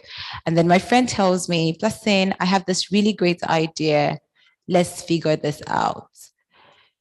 The part of the story that I missed was when I became a founder of a business that was helping startups tell their stories, find their unique identity and tell their stories. I realized that there's more than one way to save lives. There isn't just one way to save lives. Every single one of you who have startups, you're doing something to make someone else's life better. And that's a big deal. That is profound. So now I'm the co-founder of Ingressive for Good. One of our biggest challenges, which in many ways we considered failure at the time, it's a nonprofit, it's an edtech nonprofit. We're trying to increase the earning power of African youth by empowering them with tech skills. And so far, and I'm not going to tell you the so far yet, I'm going to tell you what happened before the so far. Our first year, again, COVID is still on. We start off this really interesting nonprofit idea, but guess what? We do not have money, not $1. You guys probably have been, you ladies have probably been in situations where You couldn't raise money. Anybody? Fundraising issues? You can relate, right? You know how stressful it is. I can relate. Now, and that's a for-profit business. Like you're promising your investors that I'm going to make you money. I'm going to make you rich. I couldn't promise my investors that because it's a non-profit. So if you give me money, you have to just do it out of the good of your heart and you have to care about the cause. I'm not going to get you money. I'm not going to make you money. So nobody gave us money. No surprise there. Again, COVID is still on. There's still uncertainty in the air. Finally, we came up with this brilliant idea. Let's experiment, right? I told my team, you guys, we need to experiment. Let's do a pilot program. And in this pilot program, we're going to take all of our big goals and make them a little smaller. How can we make those goals that we have for the next 5 years into 6-month goals and make that our pilot goal? What is one thing we can do and do very well to prove to these people that we know exactly what we're talking about? And that was where we started. We ran a pilot program. We had a partnership with Coursera. It was a crazy idea because at the time, Coursera had this program for governmental organizations. They weren't interested in non-governmental organizations. They were only working with governments at the time. And we reached out, audacious, and we said, we can do it better and faster than the government. No offense, government. And they trusted us. We did it. We surpassed our expectations. They gave us 5,000 licenses to give 5,000 people access to the whole Coursera platform to learn tech skills. And at the time that we got this, opportunity with them, we're like, 5,000 people? Nobody knows us. What are we going to do? In fact, you know what? Everyone, the goal is 2,500. If we do half, we're good. That's how we felt. But guess what? When we put word out, 20,000 people applied. We weren't expecting that. And then now we have to pick 5,000 amazing people. Here's the other thing that we did that was really interesting. We said, we care about our community. What are the particular challenges that our community currently has? What are the roadblocks they might encounter? And how can we make their journey smoother? How can we make it a little easier for them to access and make the best use of this opportunity? And that's what we did. We created pathways. That's not something a lot of people did at the time. We created pathways within Coursera to ensure that if you start a program, you can finish it and you know exactly what ways to go out of 4,000 courses. Guess what? One of the people who took that program today is working as a product manager in Kuda. He had never done product management in his life before. This was his first experience with that. And he was able to, through that program, get a job. The other thing that we did was we brought people who were already product managers to come speak to these people or based on whatever course they were taking and give them real life experience or insights about what they had to learn. Interesting. Nobody had ever done that before. And by the time we were done, we're getting interviews from World Bank IFC, and we're getting interviews for people who want to know IDC. How did you guys do it? You were the most successful community to have utilized this program. Fast forward to 2 years later, 2022, we have a community of 250,000 people. Google has partnered with us and given us, funding to be able to continue with our mission. So many people have trusted us, and we sometimes don't even have to ask. They just volunteer. It's like, oh, hey, we just came up with this program and we want you guys to execute it. That wasn't the case in 2020. But now in 2022, we've been able to train 150,000 people. Thousands of them have gotten jobs. Why am I telling you this story? It wasn't always easy. It looks rosy now. Everybody's celebrating with us. I am invited to give a keynote speech because of the great work that we have done. But in 2020, I probably wouldn't have been invited because you probably wouldn't have known Ingressive for good. What are the key learning points you can get out of this? The very first thing would be to experiment. Thanks to my science background, even if I did not end up a doctor, my favorite things and one of the most interesting things that I learned in science is that the goal of an experiment is not to be right. but to be discovered, right? You're not doing an experiment because you want to be right. You're doing that experiment because you want to discover. It comes from a curious side of things. It's like, oh, if I put blue on yellow, what's going to happen? You probably don't know, or you probably do. If it doesn't do what you expect it to do, you find out something new. And that gives you a new perspective on failure. Because really, nobody knows anything for sure. Not you, the founder, not the experts you're hiring, not your investors. We don't know it for sure. If we knew it for sure, someone should have seen COVID coming. We don't know. Because there's so many other factors at play that we have no control over, right? So if you do, just try. You know, it's better to try. So try something. Don't do nothing. Do something. Try something. Put it out there and see how the universe responds to you. If it works out, great. If it doesn't work out, well, you've discovered something. And the beautiful thing about this is sometimes you fail, but you put effort. That effort eventually speaks for you. As long as you show up consistently, that effort is going to speak for you. And there's this thing I tell everyone who encounters me, so I'm going to tell you as well. I don't see consistency as something you have to do every single day. You can't, like, so I have an interesting story that I share with creators. During the lockdown, a lot of people in my community would ask me, Blessing, I am not consistent. I don't know how to be consistent. How do you do it? How can I be consistent? And I tell them, you're consistent at so many things, but you don't even realize. You're consistent at brushing your teeth every morning, true or false?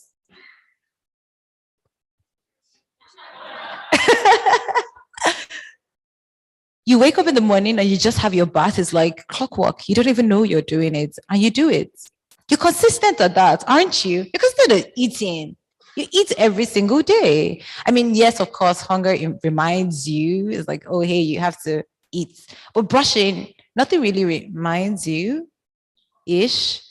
Except, yeah, I hear you. Yeah, something reminds you. But still, you have the choice not to. However, here's one interesting thing. If you run out of your house, maybe because of an emergency, something happened, or maybe you ate first and you forgot to brush today. Does that mean tomorrow you're not going to brush your teeth? I hope not. If anything, you're going to remember, oh my God, I missed yesterday. So I'm going to do a better job today. I'm going to go even harder. This time I'm going to use my mouthwash. I'm going to, floss extra. I'm going to, you're going to come up with interesting ways to do it even more, right? So if you miss a day, don't fall into the category of people who end up, cowering, hiding, feeling this broad shame. It's like, oh my God, we didn't show up yesterday, so we're never going to show up again. No, it's okay to miss a day. What's not okay is to give up. I mean, the times to give up, but just don't give up just because you missed the day, right? So if you miss a day while brushing your teeth, show up the next day and brush even harder. I hope that stays with you. Number 2. This is my interesting one. I think that doers, if you end up doing something, let me put it that way. If 2 people, one person is doing, one person is dreaming, and that person is just dreaming, right? And this other person is just doing. The person who is just doing stands a better chance because the person is creating enough activities to create enough ripple effects that one day someone might just remember them just because they encountered them doing something. Your chances are higher when you're doing. I'm not saying don't dream. Please dream. But as you dream, do. Don't just dream. Don't just be like, oh, we have this goal, we have this idea. And it's really nice to talk about it. You talk about the dream, you feel like you're achieving something. It's like, oh, we have this great idea, the idea. When we launch, it's going to be, but you never actually do anything. Don't be that person. Actually do something every day to bring you a little closer to your goal. Try not to underestimate what it is that you know and overestimate what other people know. I always tell this story. During the lockdown, I didn't know how to bake bread. I couldn't bake bread to save my life. And then I Googled, I checked YouTube. I'm a really smart girl. Can you tell? You can tell, right? You can tell that I'm smart, right? I mean, I am, I know. So I'm really smart, but I'm a smart girl who doesn't know how to bake bread. Yes. There are people who, I watched a movie and there was this guy, an inventor who sold his discovery for millions and millions of dollars, but he doesn't know how to operate the microwave. Yeah. It's normal, right? The reason that is because we can't know everything and we exist to fill each other's voids. That's why we're here. So if you find someone, don't just come here, listen, pitch, go, make friends, find people you can partner with, find someone to fill your void. Partnership is a thing, right? So if you can't do it alone. Even if you try, you cannot. So find someone to help you fill your void. But coming back to the main point, don't underestimate what it is you know because you expect that everybody knows it. There was a period in my life where I thought everybody knows branding, it's too easy. But apparently it is not. So the things that you do might come easily to you, but it doesn't come easily to anybody else. So don't short sell yourself. Don't say, oh, this is too basic. Don't put yourself down. Don't underestimate what it is that you know and overestimate what everybody else knows. And still talking about doing. One other thing that stops us from doing is because we're not comfortable starting where we are with what we have. It's so easy to focus on the things that you do not have. It's really easy. And your mind reminds you of all the things that you do not have. But sometimes pause and ask yourself, what do I have? And how can I use it to get me to the next step? Once you can do that, you begin to realize that things start working very differently for you because you're using the tools that are available to you to create your own opportunities. So start where you are with what you have. And every time I speak to a room full of women, my final, most interesting, most important thing to tell you is it's okay to be the first, but it's not okay to be the only. So yes, it's great. You're the first woman to, great.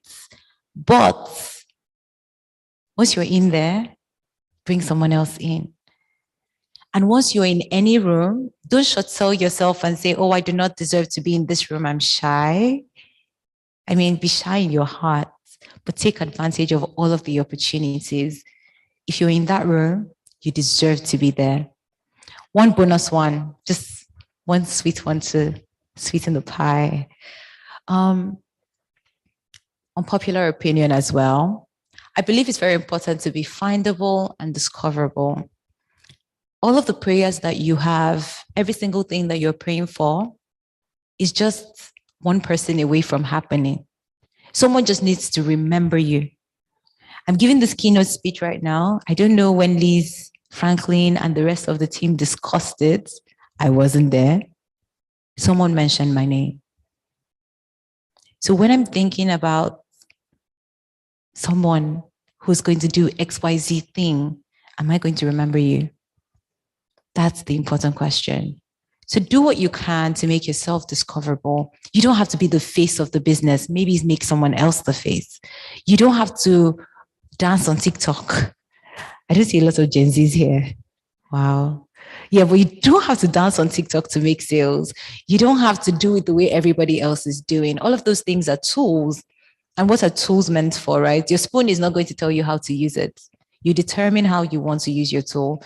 Whatever way that you decide to use that tool, use it to your advantage. Make sure that you're putting word out there. You're not shy about your business. You're not shy about the value that you have to offer. You're consistently telling people what it is that you do, but also listening to how you can help them, right? And don't lose sight of your customers. Figure out how can I make their lives better? And by thinking consistently about your customers, you're going to keep creating opportunities for yourself. Thank you very much. I hope now you know me. And I hope you took one thing out of everything that I said. Thank you. Thank you so much. Thank you so much, Blessing, for the inspiring speech and keynote. I think we had so much inspiration today. Still going, don't worry, just sit tight. We still have 14 more inspiring entrepreneurs. I'm missing the clicker. It's here. Thank you. Next up is Federica from Innovate Lab, which is rapid prototyping. It's creating rapid prototypes, and it's really disruptive in our continent, I think. Thank you, Federica, and the floor is yours. Oh, all right. Good afternoon, everyone. Almost evening. I know you're tired, so I'm going to try to not make it boring after coming after Blessing. That was a wonderful, wonderful speech. Thank you, Blessing. So at Innovate Labs, our mission is to help businesses and innovators bring their ideas to life. How do we do that? Well, first of all, how many of us have had what you thought was maybe a $1 million idea? Anybody? Only to realize that it was a lot harder to do than you thought it was. It's the exact same story for many, many African entrepreneurs who think that they have something to put out there, but realize that they don't have the technical expertise to actually make it work. Well, how do we know that? As a former, well, I'm still a mechanical engineer. I've passed many phases from management consulting and finally to development, because I really wanted to use engineering to impact development challenges that we solve. We worked with over 300 young entrepreneurs through innovation camps and realized consistently that this was something that they struggled with. So our solution to this challenge was to provide services to young entrepreneurs and businesses that help them walk through the engineering design and product development process, and then help them prototype and fabricate these concepts, but as well train them in the process. So how does it work? Well, we start with the engineering design. We start with understanding what the problem is, developing 3D concepts to help them visualize their solution. And then sometimes it takes the process of 3D printing, depending on what the solution may be, or rather rapid prototypes. Sometimes it's hardware and electronics, where we work with them to develop something that they can use. And then once we've gone through the prototyping, we go to fabrication. And so far we have made a number of products, over 47 products in agro-processing, in plastics recycling, in construction and furniture and other metal fabrication. We also provide training and workshops, as I mentioned, in human-centered design to help them really understand the product development process. Now, how do we make money? We realized through Safim's program that our customers really don't live online. And so we've had to go to events, we've had to knock on doors, and that has really helped us boost our pipeline. So thank you, Safim. But primarily we focus on two things: B2B services, which are these custom designs, and also recently, again, testing it through our accelerator program, product lines. So we are also developing two product lines for now, furniture and traditional stoves, to give consistent revenue. Now, we have a market of over 44 million in Africa, but let's just start with Ghana. There are over 172,000 businesses in just a few sectors like agro-processing, food processing, and other industries that we're targeting. But if we come to our service addressable market, we're only targeting 18% of that, and that puts us at $18 million. Now, why are we different? Why are we special? There are a number of different types of businesses, such as national R&D centers, maker spaces, private machine shops, local artisans who also do this work. But none of them actually have the time to walk entrepreneurs through the engineering design process, and that's where we specialize. So over this time, we have raised over nearly $40,000 in funding. And with our wonderful team of engineers, we are hoping that we will be able to raise another $100,000 to help us complete our new workspace, acquire additional machines, and upgrade an online platform with which we hope to scale to other African countries. And so we hope that you will help us help businesses bring their ideas to life. Thank you. Thank you, Federica. And next up is Kwanzaa Coco. And if you need some chocolate, you know where to find her. Wesley, the floor is yours. Good afternoon, everybody. How's everybody doing? My name is Wezi Mazamara. I'm the founder of Kwanzaa Cocoa, which is a multifaceted agribusiness in Malawi. Malawi actually exports 18 tons of cocoa annually, and that goes on little bicycles across the border to Tanzania. And on our farm, we've actually farmed 2 hectares of cocoa, and pretty much we don't know what to do with it. COVID happened, and I decided I want to start making chocolates. Making chocolates was not as easy as I thought, so I decided why not tackle the entire cocoa value chain. So our flagship product is currently our single origin craft chocolates with local inclusions. So initially, when I started the business last year, I was thinking just the SADC region, little small space that I can take. But with our strategic partnerships with DHL and the Cross-Atlantic Chocolate, we have been able to get our products across the world. We operate on a D2C and B2B model, and we have a lot of corporate partners who we do corporate gifting for, and we have 4 outlets across Malawi. And we recently did our first export of 100 kilos of chocolates to the US. Alongside Loom Chocolate, who's in the room. So having started the business in 2021, our revenue for the last year has been $9,000, and our projected revenue for next year is $74,000, and that's with the completion of our manufacturing facility, as well as getting our products certified by the Malawi Bureau of Standards, ISO, and the Africa Free Trade Partnerships. What makes us different? This is the part that excites me. We believe in responsible production and consumption, and this is done through, 1, our outgrowers. So we do have a collection of women who we're now training to grow cocoa, and we're training them to plant cocoa by just planting it around their kitchens so that they're indirectly watering their plants. And cocoa is not a crop that is known in Malawi. It's West Africa, Ivory Coast. So we're bringing in a new concept of farming into Malawi. And we are also planting 3,000 trees annually. We can't say we don't have competition because obviously you've got Lindt and Cadbury's and Nestle, but we can say that we are grown and crafted in Malawi, and that makes us different.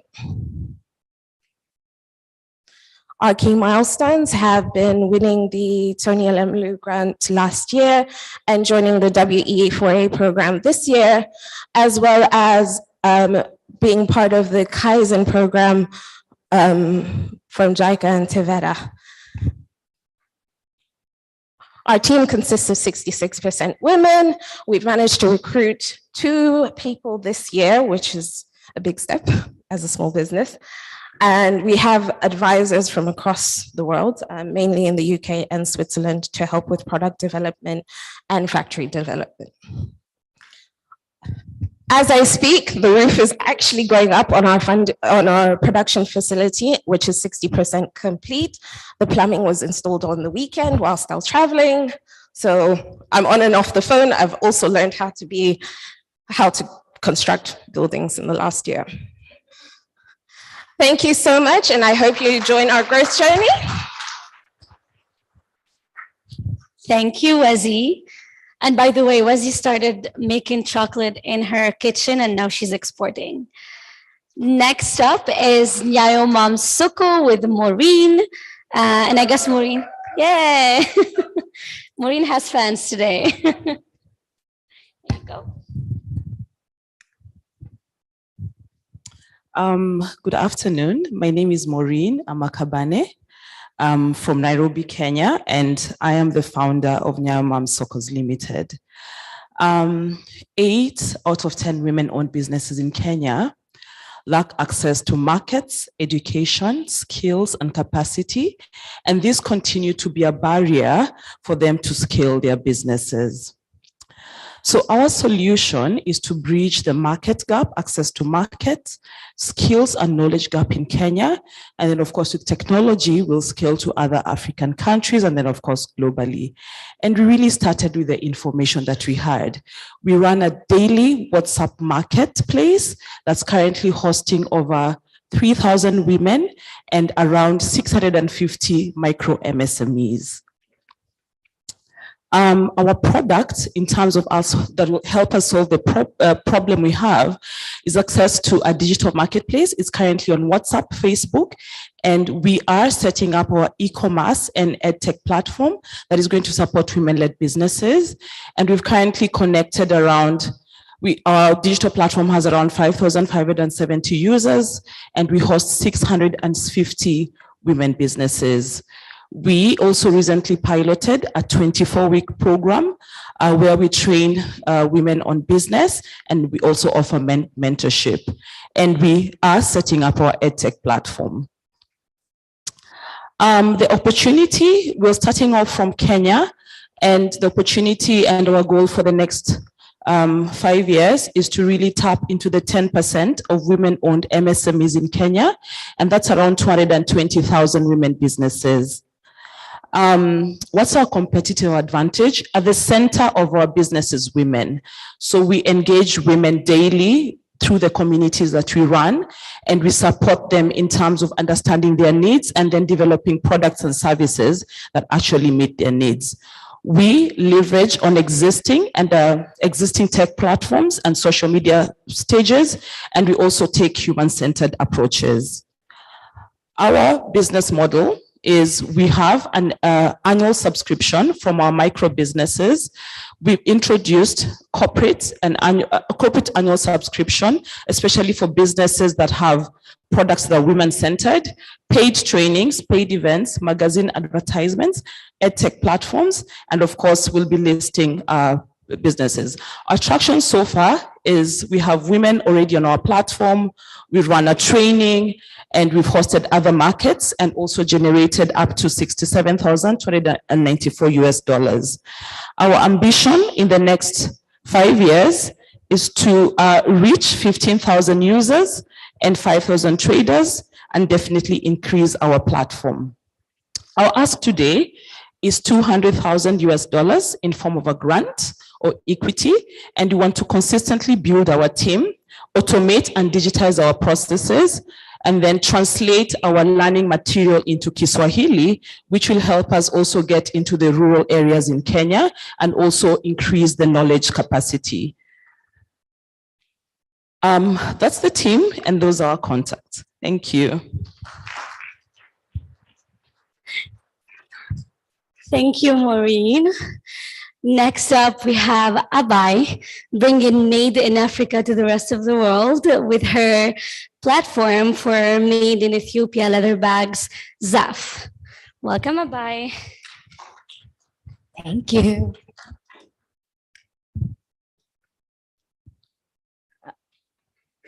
It's not working? Oh, okay. It's good now. Hey, everyone. My name is Abai Schultz. Despite my last name, I am not German. I'm Ethiopian. And I'm the founder of Zaf. Zaf is a collection of luxury lifestyle brand that is entirely made in Africa for the global market.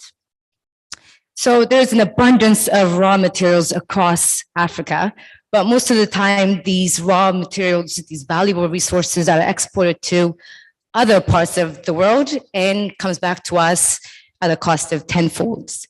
And we have these really talented African artisans who have limited access to the international market. and limited production capacity to supply large orders. So this is where my company ZAF comes in. We are building a trusted African brand from the most luxurious materials available, partnering with talented African artisans who are scalable as well. We have our own facility, a manufacturing company in Ethiopia that produces high-end leather goods. We also partner with other African artisans across the continent, hence why Made in Africa. And we have a compelling artisanal story, which makes today's consumers really do care where the product is made and how it's made. We have also a brick and mortar store in Washington, DC metropolitan area, which makes us accessible to the US market as well as for e-commerce logistics, which a lot of African designers have problem with. Our quality is amazing. You guys can check out our booth. We've been covered in different magazines that you might be familiar with. We won multiple awards, so I'm not gonna bore you with that. We have also a few celebrities championing our products.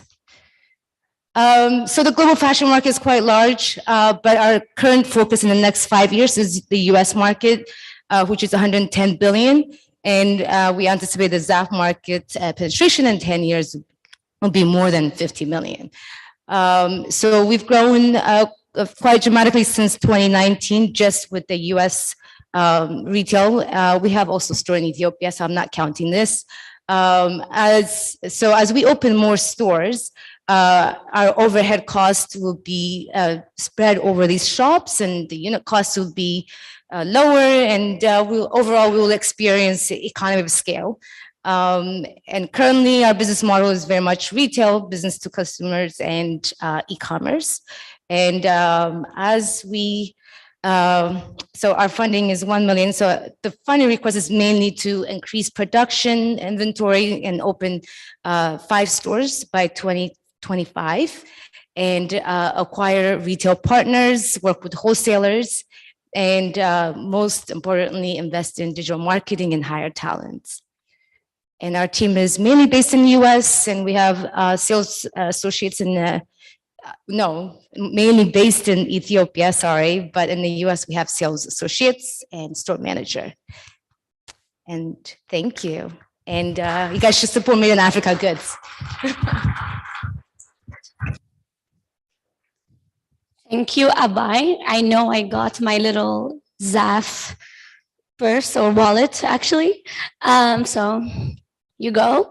Next up, we have Chidi with Paper Bags by EVs. And again, this is a business that we all need, and we all need sustainable packaging. So another partner right here. Welcome to the stage. Hello, my name is Chidi, and I'm co-founder of Paper Bags by EVs.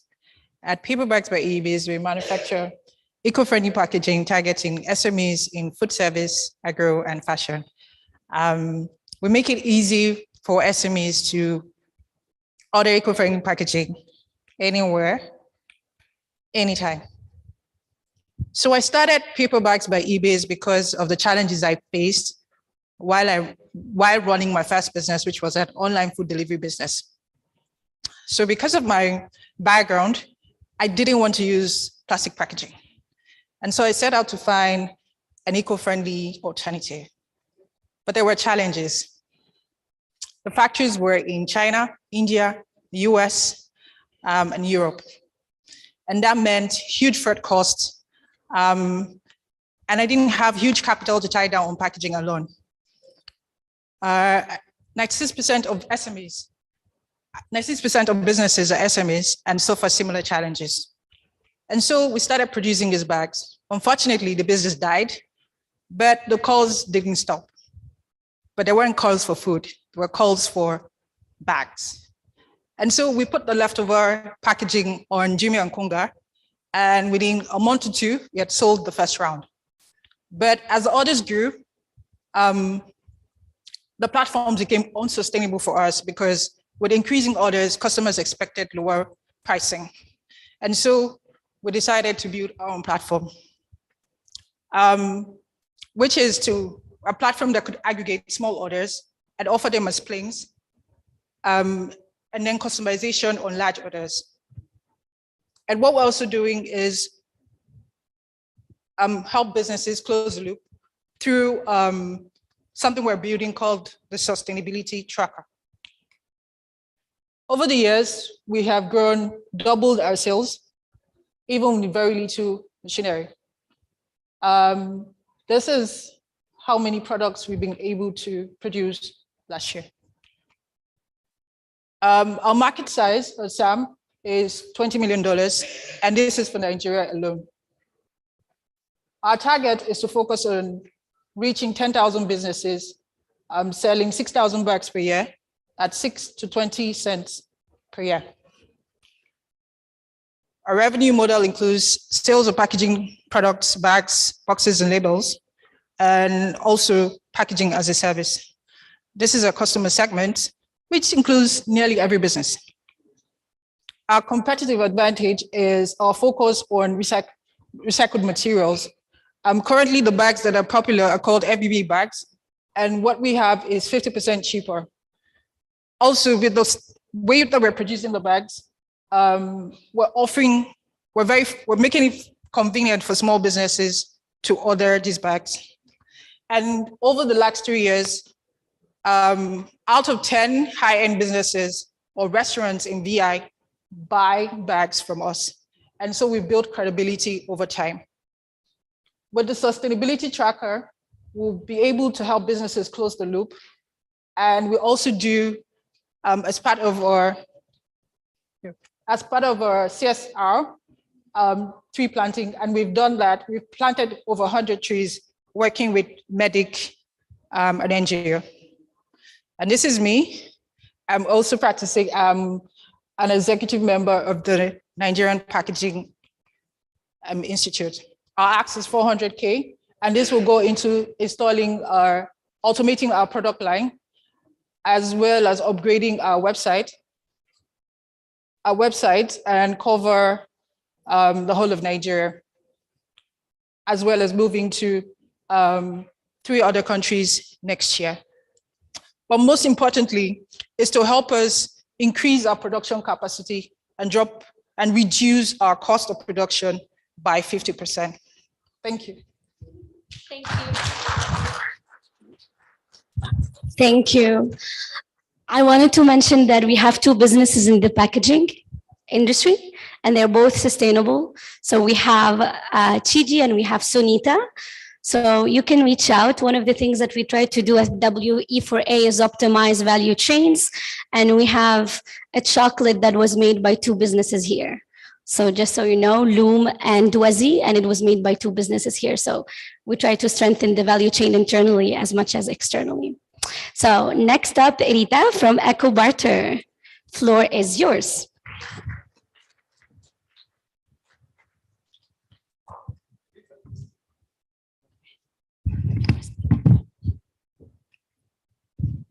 Hello, everyone. So my name is Rita Idehai. I'm the CEO and founder of EcoButter, a social enterprise transforming how Nigerian households consume and manage their waste. So I want to believe most people here stay in Nigeria. In the past 1 week, if you've walked by any heap of waste or any blocked drainage, hands up. Okay, so that's a fair number. The waste problem is one that we're all too familiar with in Nigeria, as more than 65% of the households across our cities, that's in Lagos, Abuja, and every major city, do not have access to a decent waste management system. This means that more than 90% of the waste we generate end up burnt on open dumps or disposed along drainageways.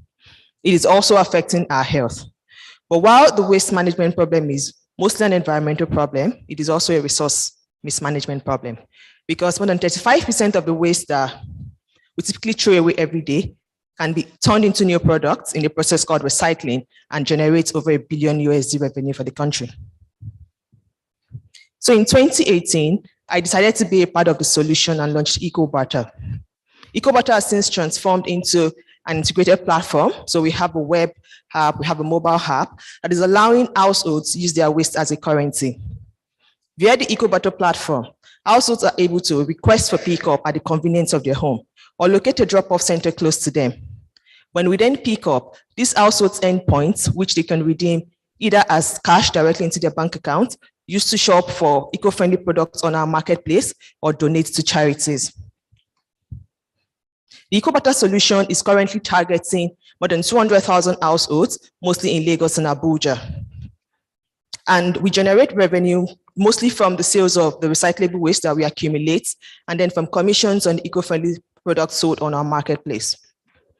Competition. So recycling is something that now, because it's largely informal in Nigeria, but we have a number of recycling companies coming up. But how we are different is, if you check around, we're one of the companies that are reliable because we offer consistent pickups. We do not wait for people to, dump out on the streets before we go pick up from them. Then instead of displacing the existing network of informal waste pickers, we are integrating them. So we have a program where we are, running literacy development programs for waste pickers in Abuja and Lagos to improve their communication skills. We're providing personal protection for them, facilitating access to identification and health insurance with the goal of integrating them into our digital system. This makes us inclusive and a better option. I'll skip this. So team, the EcoBatter solution is led by myself.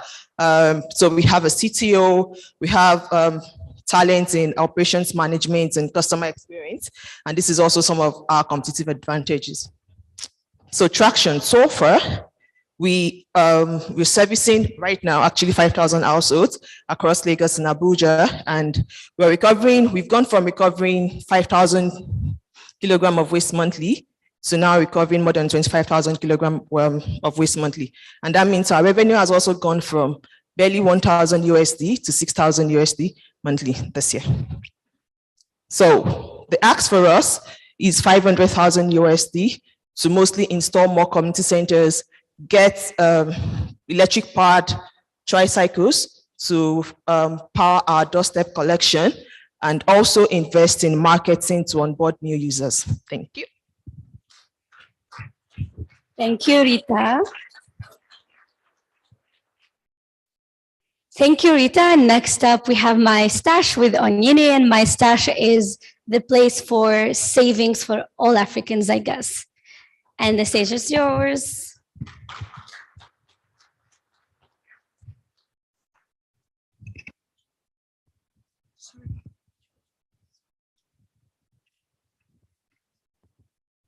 Hello, everyone.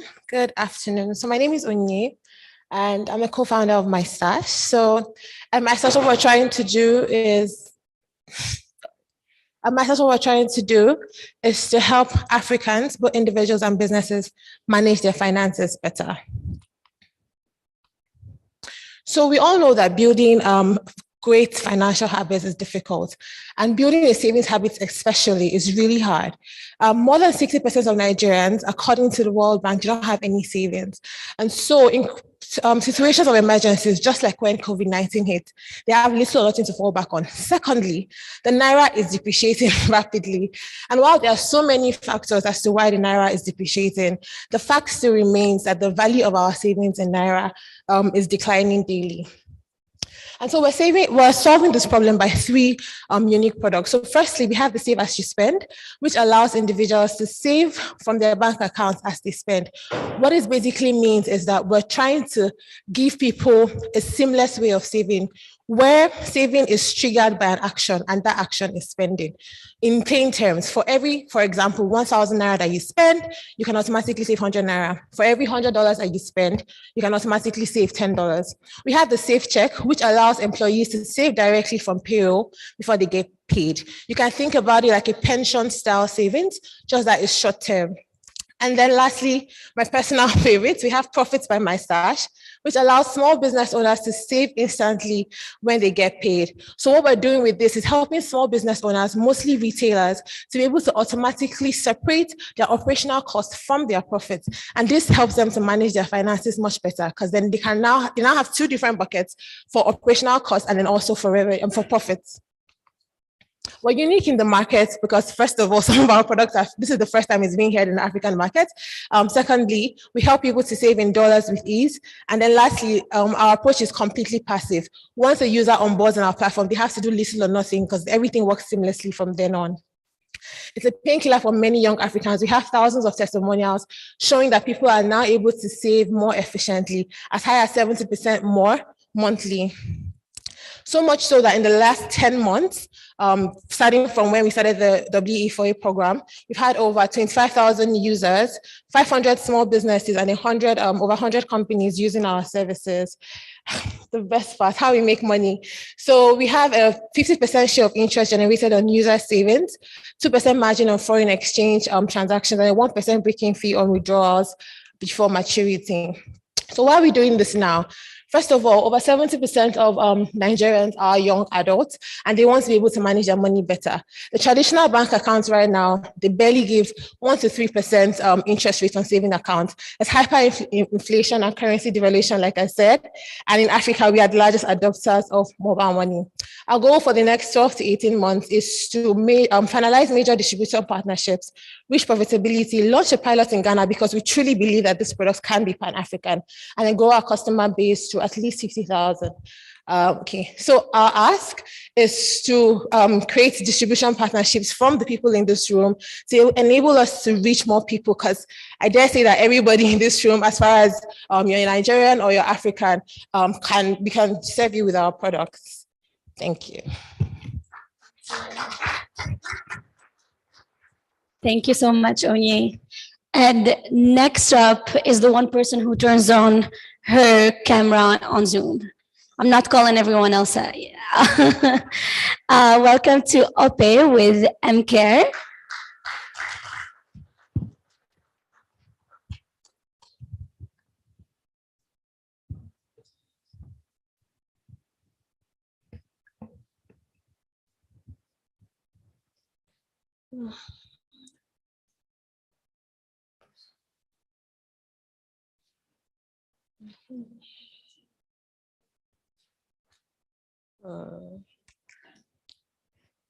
Hello, I'm Okolua, and I started MCare out of a personal pain point. Rural communities across the world do not have access to healthcare professionals because disproportionate distribution of healthcare professionals favors more urban regions where they are better paid. Private institutions that provide healthcare services are not incentivized to go to these communities where most of them earn less than $2 a day. So patients either access healthcare too late or not at all. And that was the case of my godfather. I lost him. But looking into this ecosystem, I decided there had to be opportunities that I could leverage. And these were the two things I particularly focused on. The fact that even though people earn less than $2 a day, businesses can reach financial sustainability if we leverage on the pooled communal purchasing structure of rural communities. Secondly, community healthcare workers who live in these communities had strong social capital, creating an efficient distribution channel for services. So we put MCare app into their hands, and AI-powered mobile app that provides outbreak monitoring, primary care diagnosis, and referral services when there's a need for one. Today, across 500 community healthcare workers, we've reached millions of patients. Simply, a community healthcare worker can register a patient on our app. Their location is automatically transmitted in case it's an emergency. They get their prescription, and they are fine in 5 minutes. There's also a feedback loop to check on these patients. This has made us 25 times more efficient than putting a physician in these communities. Aside from my godfather, there are 3.4 billion people in Africa, Asia, and Latin America who need this service. In the next 3 years, we're focusing on 30% of a serviceable obtainable market, which is growing at 16% annually. With 2.1 million patient cases treated till date and an average of 1,300 consultations daily, we have been able to build a sustainable model that we can scale. And that's why we're asking for $3 million to reach patients in India and Nigeria with our direct-to-patient product. That's going to help us reach 20 million patients in the next 3 years. My team and I across tech, medicine, and business are calling on you to connect with us and ensure that we reach this goal soon. We've been supported across the ecosystem from the World Bank to WHO to UNICEF across all the work within the past years.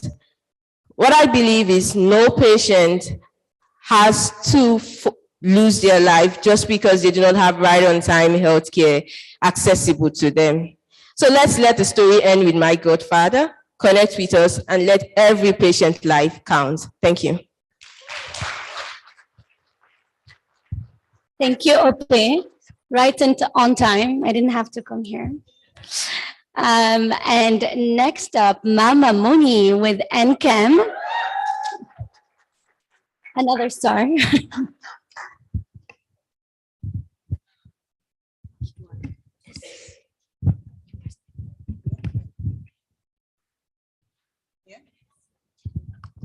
Hi, everyone. My name is Nkem Okocha, and I'm the founder of Mama Money. At Mama Money, our vision is to stimulate better societies by connecting low-income female entrepreneurs to inclusive financial services. In Nigeria, most low-income female entrepreneurs cannot access funding for their businesses because they are termed as high risk. They do not have collateral.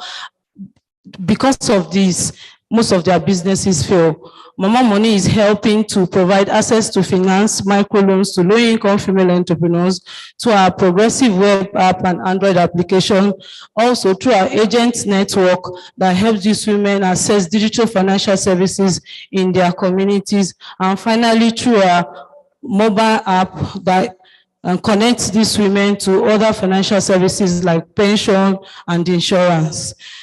In 3 months of launch of our agent network, we've recorded transaction of 459 million naira. Since inception, we've empowered over 11,000 plus women. Women have 99% loan repayment rate. In 3 months, we've provided employment for 310 women as our female agents. Our women are basically women we lend to in our local market, women who use our mobile app. We onboard our agents by going into their communities for outreaches, training them, and giving them our devices. We generate revenue through commissions on our agent transaction and interest on loans. Our TAM is 80 billion naira, our SAM is 20 billion naira, and our SOM is 4 billion if we choose to operate in Lagos alone. Women prefer us because we reach out to them in their community, financial literacy training that we give to them, and we do not ask for collateral. So we are also very different from other competitors because we are community driven and because of our agent network. Our go-to-market strategies is online and offline, and we are currently running 51 growth experiments. I'm Okocha Nkem, the founder of Mama Money. I have over 9 years experience working with low-income women in the informal financial service sector. Nkem is on the upside, which is on the tech side, and we have our amazing advisors, and together we make the magic happen at Mama Money. We are asking for $560,000 to help us drive sales, to help us drive our tech, also to help us get more devices into the hands of our agents. Our tech roadmap look very exciting because in 2023, what we'll be doing is introducing new services, new digital financial services for low-income women across Nigeria. Thank you.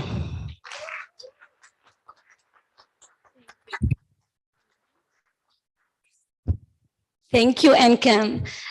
As someone who checked all of the pitch decks more than 10 times, NCAM managed to make a 5-minute pitch into 3 minutes, just so you know.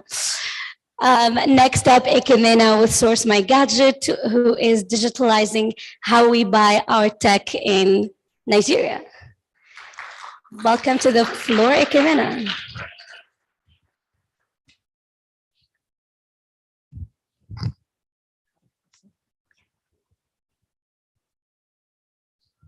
Hello, everyone.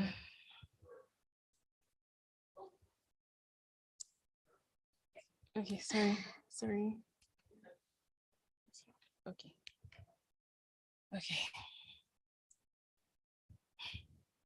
Nigeria is the largest market for gadgets in Africa.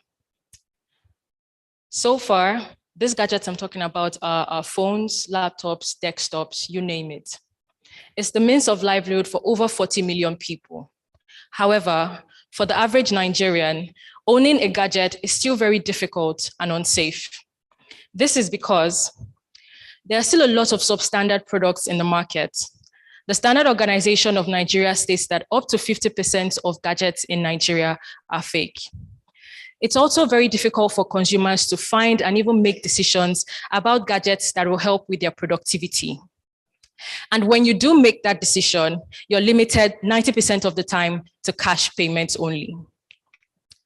My name is Ekemena Emelereta, and I'm the founder and CEO of Source My Gadgets.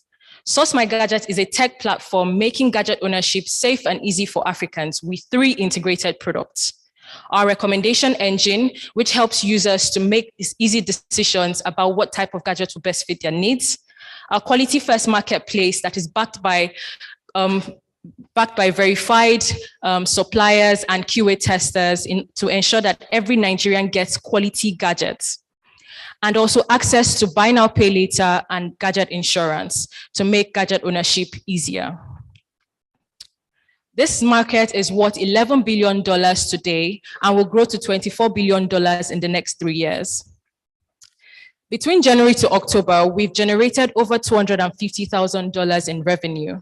We've also fulfilled 800 orders and achieved a 98% quality rating.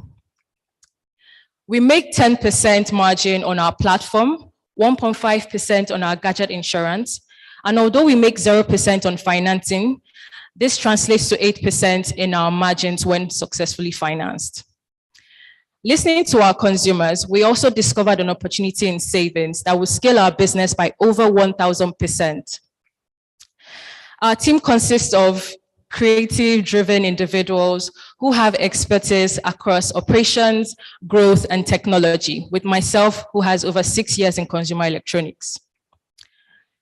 Since January, we've launched the version 1 of our e-commerce platform. We've also launched our gadget insurance, integrated buy now, pay later. And in August 2022, we validated our savings business model with $2,000 in AUM. Between September to October, we started the development of our savings technology, acquired our cooperative license, and we intend to launch our savings solution by 2023. Also in 2023, we intend to acquire 10,000 users and generate $2 million in revenue. We are seeking 300,000 in investments in order to achieve our 2023 growth plans. And we are seeking for all of you to join us as we make gadget ownership easier and safer for Africans. Thank you very much. Right on time again. Thank you, Ekemena. Now, do you remember when I told you earlier about the chocolate that was made by 2 businesses that we have? Now the next one with Loom. Uzo, welcome to the stage.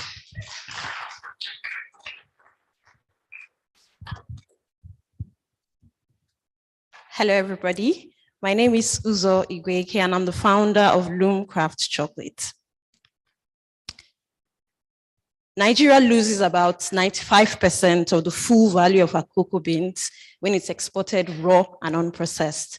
And this means that the $89 million we made last year in raw cocoa exports could have been up to $1.6 billion if we had added some value. With the opportunities in these numbers, I believe that the current unemployment rate, which is about 30%, can be fixed. And this is why I started Loom Craft Chocolate, to create wealth for my community and my family by leveraging the underutilized resources around us.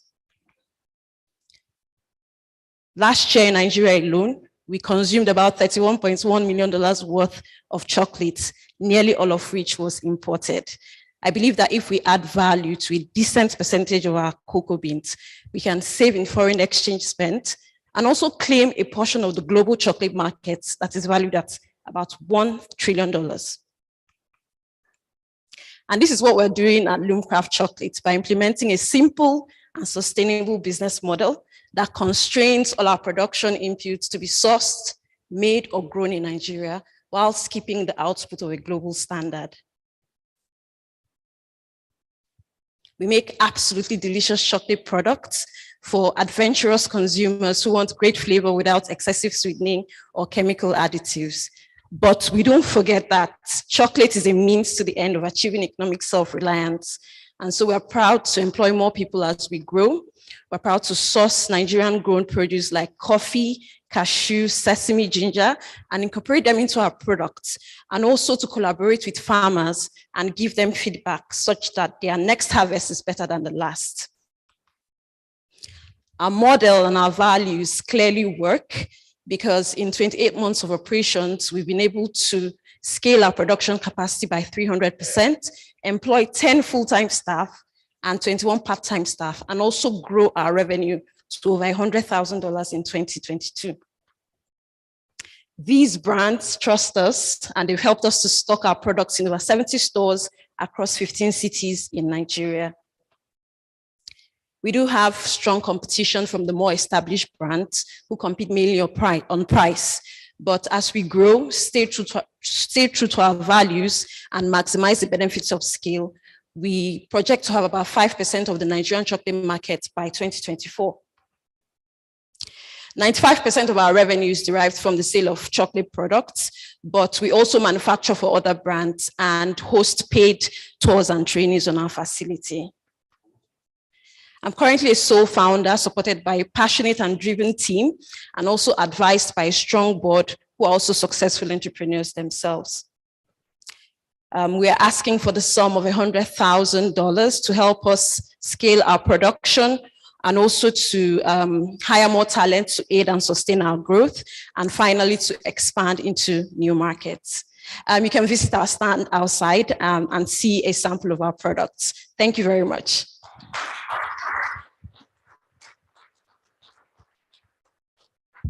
Thank you so much. And next up, we have the smart way to be better. And Noni, the stage is yours. Maybe I can tell you, the smart way to be better is an online presence that makes it convenient for people to access mental health services. And we have the founder. Welcome to the stage.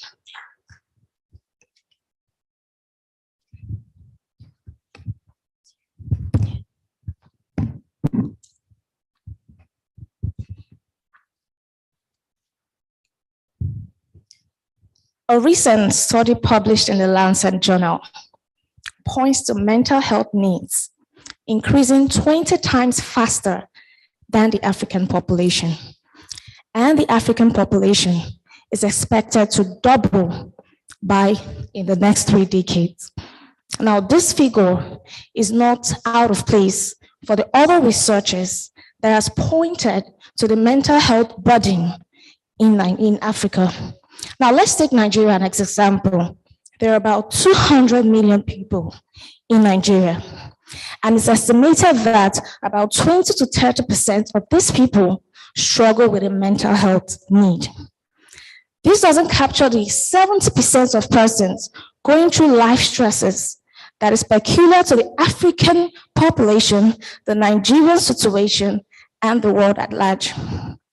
Now, despite this figure, only about 1 in 3 persons seek help due to factors such as affordability, perceived benefits, religion, convenience. Now, the more interesting fact is, while we're talking about mental health is now streamlining to holistic care. Holistic care in the sense means not just your mind, your body, and your spirit. And this is what we are trying to do. Hello, everyone. My name is Nonye. I am a clinical psychologist, a public health professional, and a relationship expert with over 13 years experience in behavioral research. I am the founder of 360 Psych. 360 Psych is a mental health organization headquartered in Lagos, Nigeria. and we have branches in other states in Nigeria. Our services are only provided by experienced, qualified professionals with a minimum number of years of experience. We try to provide our solution in 3 simple steps. 1, provide mental health services anywhere, anytime, any day. Mental health services that are ethically sound and culturally sensitive, because we know that mental health in Nigeria, in Africa, is different from other places.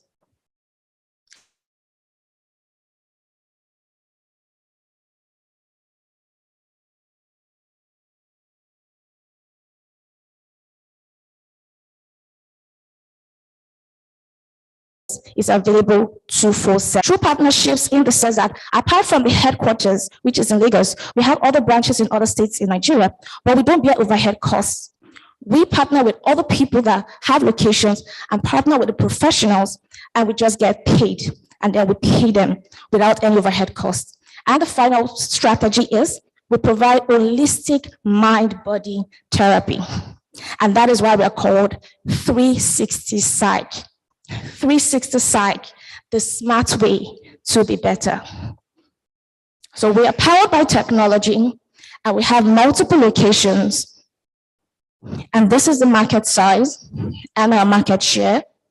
Now, the goal to provide mental health services is backed by purely passion, but it also makes good economic sense. Our business model puts us to make about 50% margin when we provide our services through our professionals. So far, we started in 2019, and our MVP was launched in 2020, online therapy. We have about 600 paid individual customers and about 20 organizations, and we make an average of 40% net profit, and we've been increasing our revenue by about 50% annually. Now, our goal for the next 12 to 18 months is to completely set up our first mind-body holistic center, advance our technology, and increase visibility. Now, the technology is going to help us do some things like subscription-based therapy services. Now, this is just an outlay of our mind-body therapy center and our asks. We are looking at we're asking for $150,000, and 60% is going to be invested in our mind-body holistic center, 25% into advancing our technology, 50% into emerging into new markets. So thank you so much. This is our team, and it's made up of professionals. Thank you. Thank you, Nonye, and I'm sorry if I stressed you out standing there. I feel like I did, but you did amazing. Next and last but not least is someone who traveled for the past 3 days, I guess, to get here. She went through it all. She was supposed to come here through Kenya Airlines. There was a strike, so she had to change. She had to spend 12 hours in Ethiopia in an airport. And just got here from the airport to this stage to pitch for us today. So the commitment is, yeah. And this is Linda from Dialipad. Okay, thank you. Good afternoon. Is it good afternoon or good evening now? I'm sorry, guys. I'm so late. But good evening to you all. All protocols observed, of course. I am so happy to be here. And I know I'm like the last person between you and whatever fun activity you've planned out there. So I'll try and make this short and sweet. So we are Dialipad. One thing, is this, am I on the timed minutes now? Sorry. So I came with my co-founder. She's right there. Faith, wave to everyone. We couldn't have done this without her as well. Okay, now we start. So my name is Linda Ngondu and I'm the co-founder of Dial-A-Pad. So we leverage technology to democratize access to sanitary towels. And for us, our key thing is we do democratize access to quality uninterrupted education for school-going girls in Africa. Now, so meet Nafula. This is a teen, 13 years old. She lives in rural Kenya and she's burdened with the task of finding a sanitary towel every month. So to her, periods are a curse and the worst thing that could ever happen to her. You're probably wondering, she's 13, she doesn't have that much problems in terms of what could be bothering her. What is bothering her is called period poverty. This is where most school-going girls cannot afford sanitary towels, you know, for them to use and to be able to attend school successfully. So this has led to the endemic that is the sex for pads, where they have to leverage their bodies to get access to the sanitary towels. So Kenya currently has the third highest rates of teenage pregnancies globally. And the picture you can see right there, for those who've been in Kenya, that's a boda boda rider with a school-going girl on the carrier side.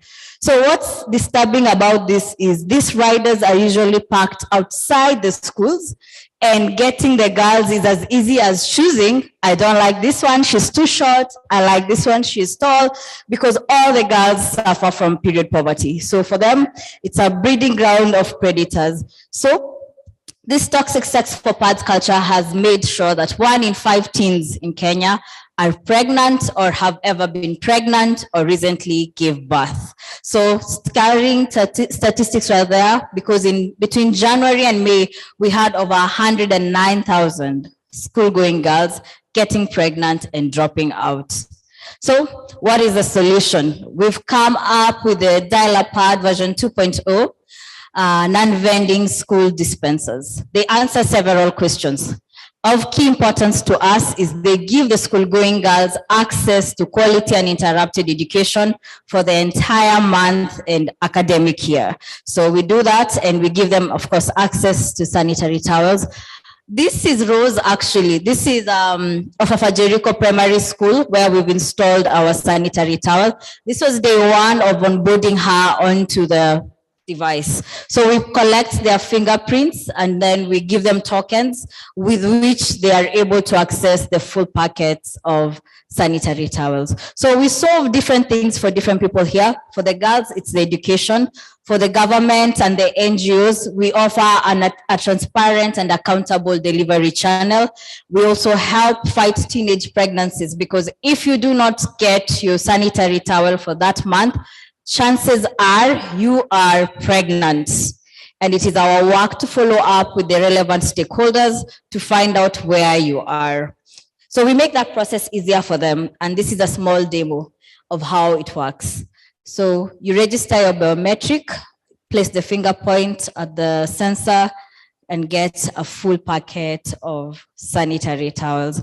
So that particular one is called Evoke, the dispenser, and it can handle up to 500 sanitary towels when it is installed in schools. So this is the hardware part. A lot of programming goes into this, because we have connected this to the data elements. So we can monitor where the cards are being used or where the dispenser is being used. We have geolocation. And the fun little part about the pregnancies is when you do not collect your sanitary towel, the red lamp goes on. So when it goes on, we are able to tell student number 5060, for example, did not collect the sanitary towel, and we can immediately follow up. So what's our market like? So Africa has like a $1.7 billion USD market in terms of the menstrual pads. The sum is around 500 million US dollars. And our share of the market opportunity is around 10%, which is 50 million USD. So what have we done thus far? So we've made like 40 full packet dispensers, and we have others that go to the washrooms and the malls that are for the ladies. And we've had revenues of around 120,000 USD. So we've impacted over 30,000 school-going girls thus far and reached over 10,000 women. who are working through the other dispensers for working women and created over 7 jobs. We hope to get to $1.1 million in revenue in 2024. So the journey so far was, we started in 2018. We got the Tony Lumelu grants. We did a lot of R&D. We got to 2022, where we the develop PPP grantee of this year, $100,000, and we have over 209 new orders, which would lead to 150,000 girls staying in school. So our competition is as follows. We offer girl-centric designed dispensers, in that we design these dispensers with the girls. So they say they like these features, they want this, they don't want to have a long queue to get the sanitary towel, they don't want to have the dispensers at the staff room, for example. We put all this into consideration and then design something that works for them. And then our team, I'm the co-founder and business lead. We have Faith. She does a hell of marketing, which is half of why we're here. And we have Simon, our mechatronics engineer, Moses, the software guru who enables us merge IoT and big data. So our ask is 400,000 USD, and 26% of it is going to product development, 62% is going into growth and new markets. Especially, we want to cover 20 more counties in Kenya and expand to Uganda within the first quarter of the next year. And then 12% will go to working capital. And we are also looking for strategic partners who are, stakeholders within the development agenda, the development side of things. So we, as Dial-Up and all these girls, would like to thank you for keeping all our girls in school. Thank you.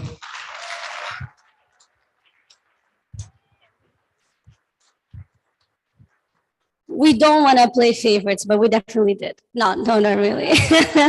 Not really. We needed to give her more time because of all the pain she's gone through to get here. So thank you, Linda.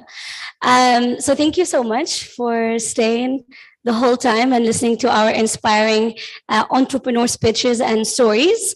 Next up is the networking and the mingling with our entrepreneurs. As you can see, all of the entrepreneurs have their own booths. So please make sure to go see them, visit them, see what they're doing, what they're offering. They've brought their own products. They've brought their own materials and experiments and experiences that you can go through. And then in the room next door, we have our cocktail. And it's happening now, but again, check the booths as well. And the food is gonna come in a bit. And thank you so much for being here today.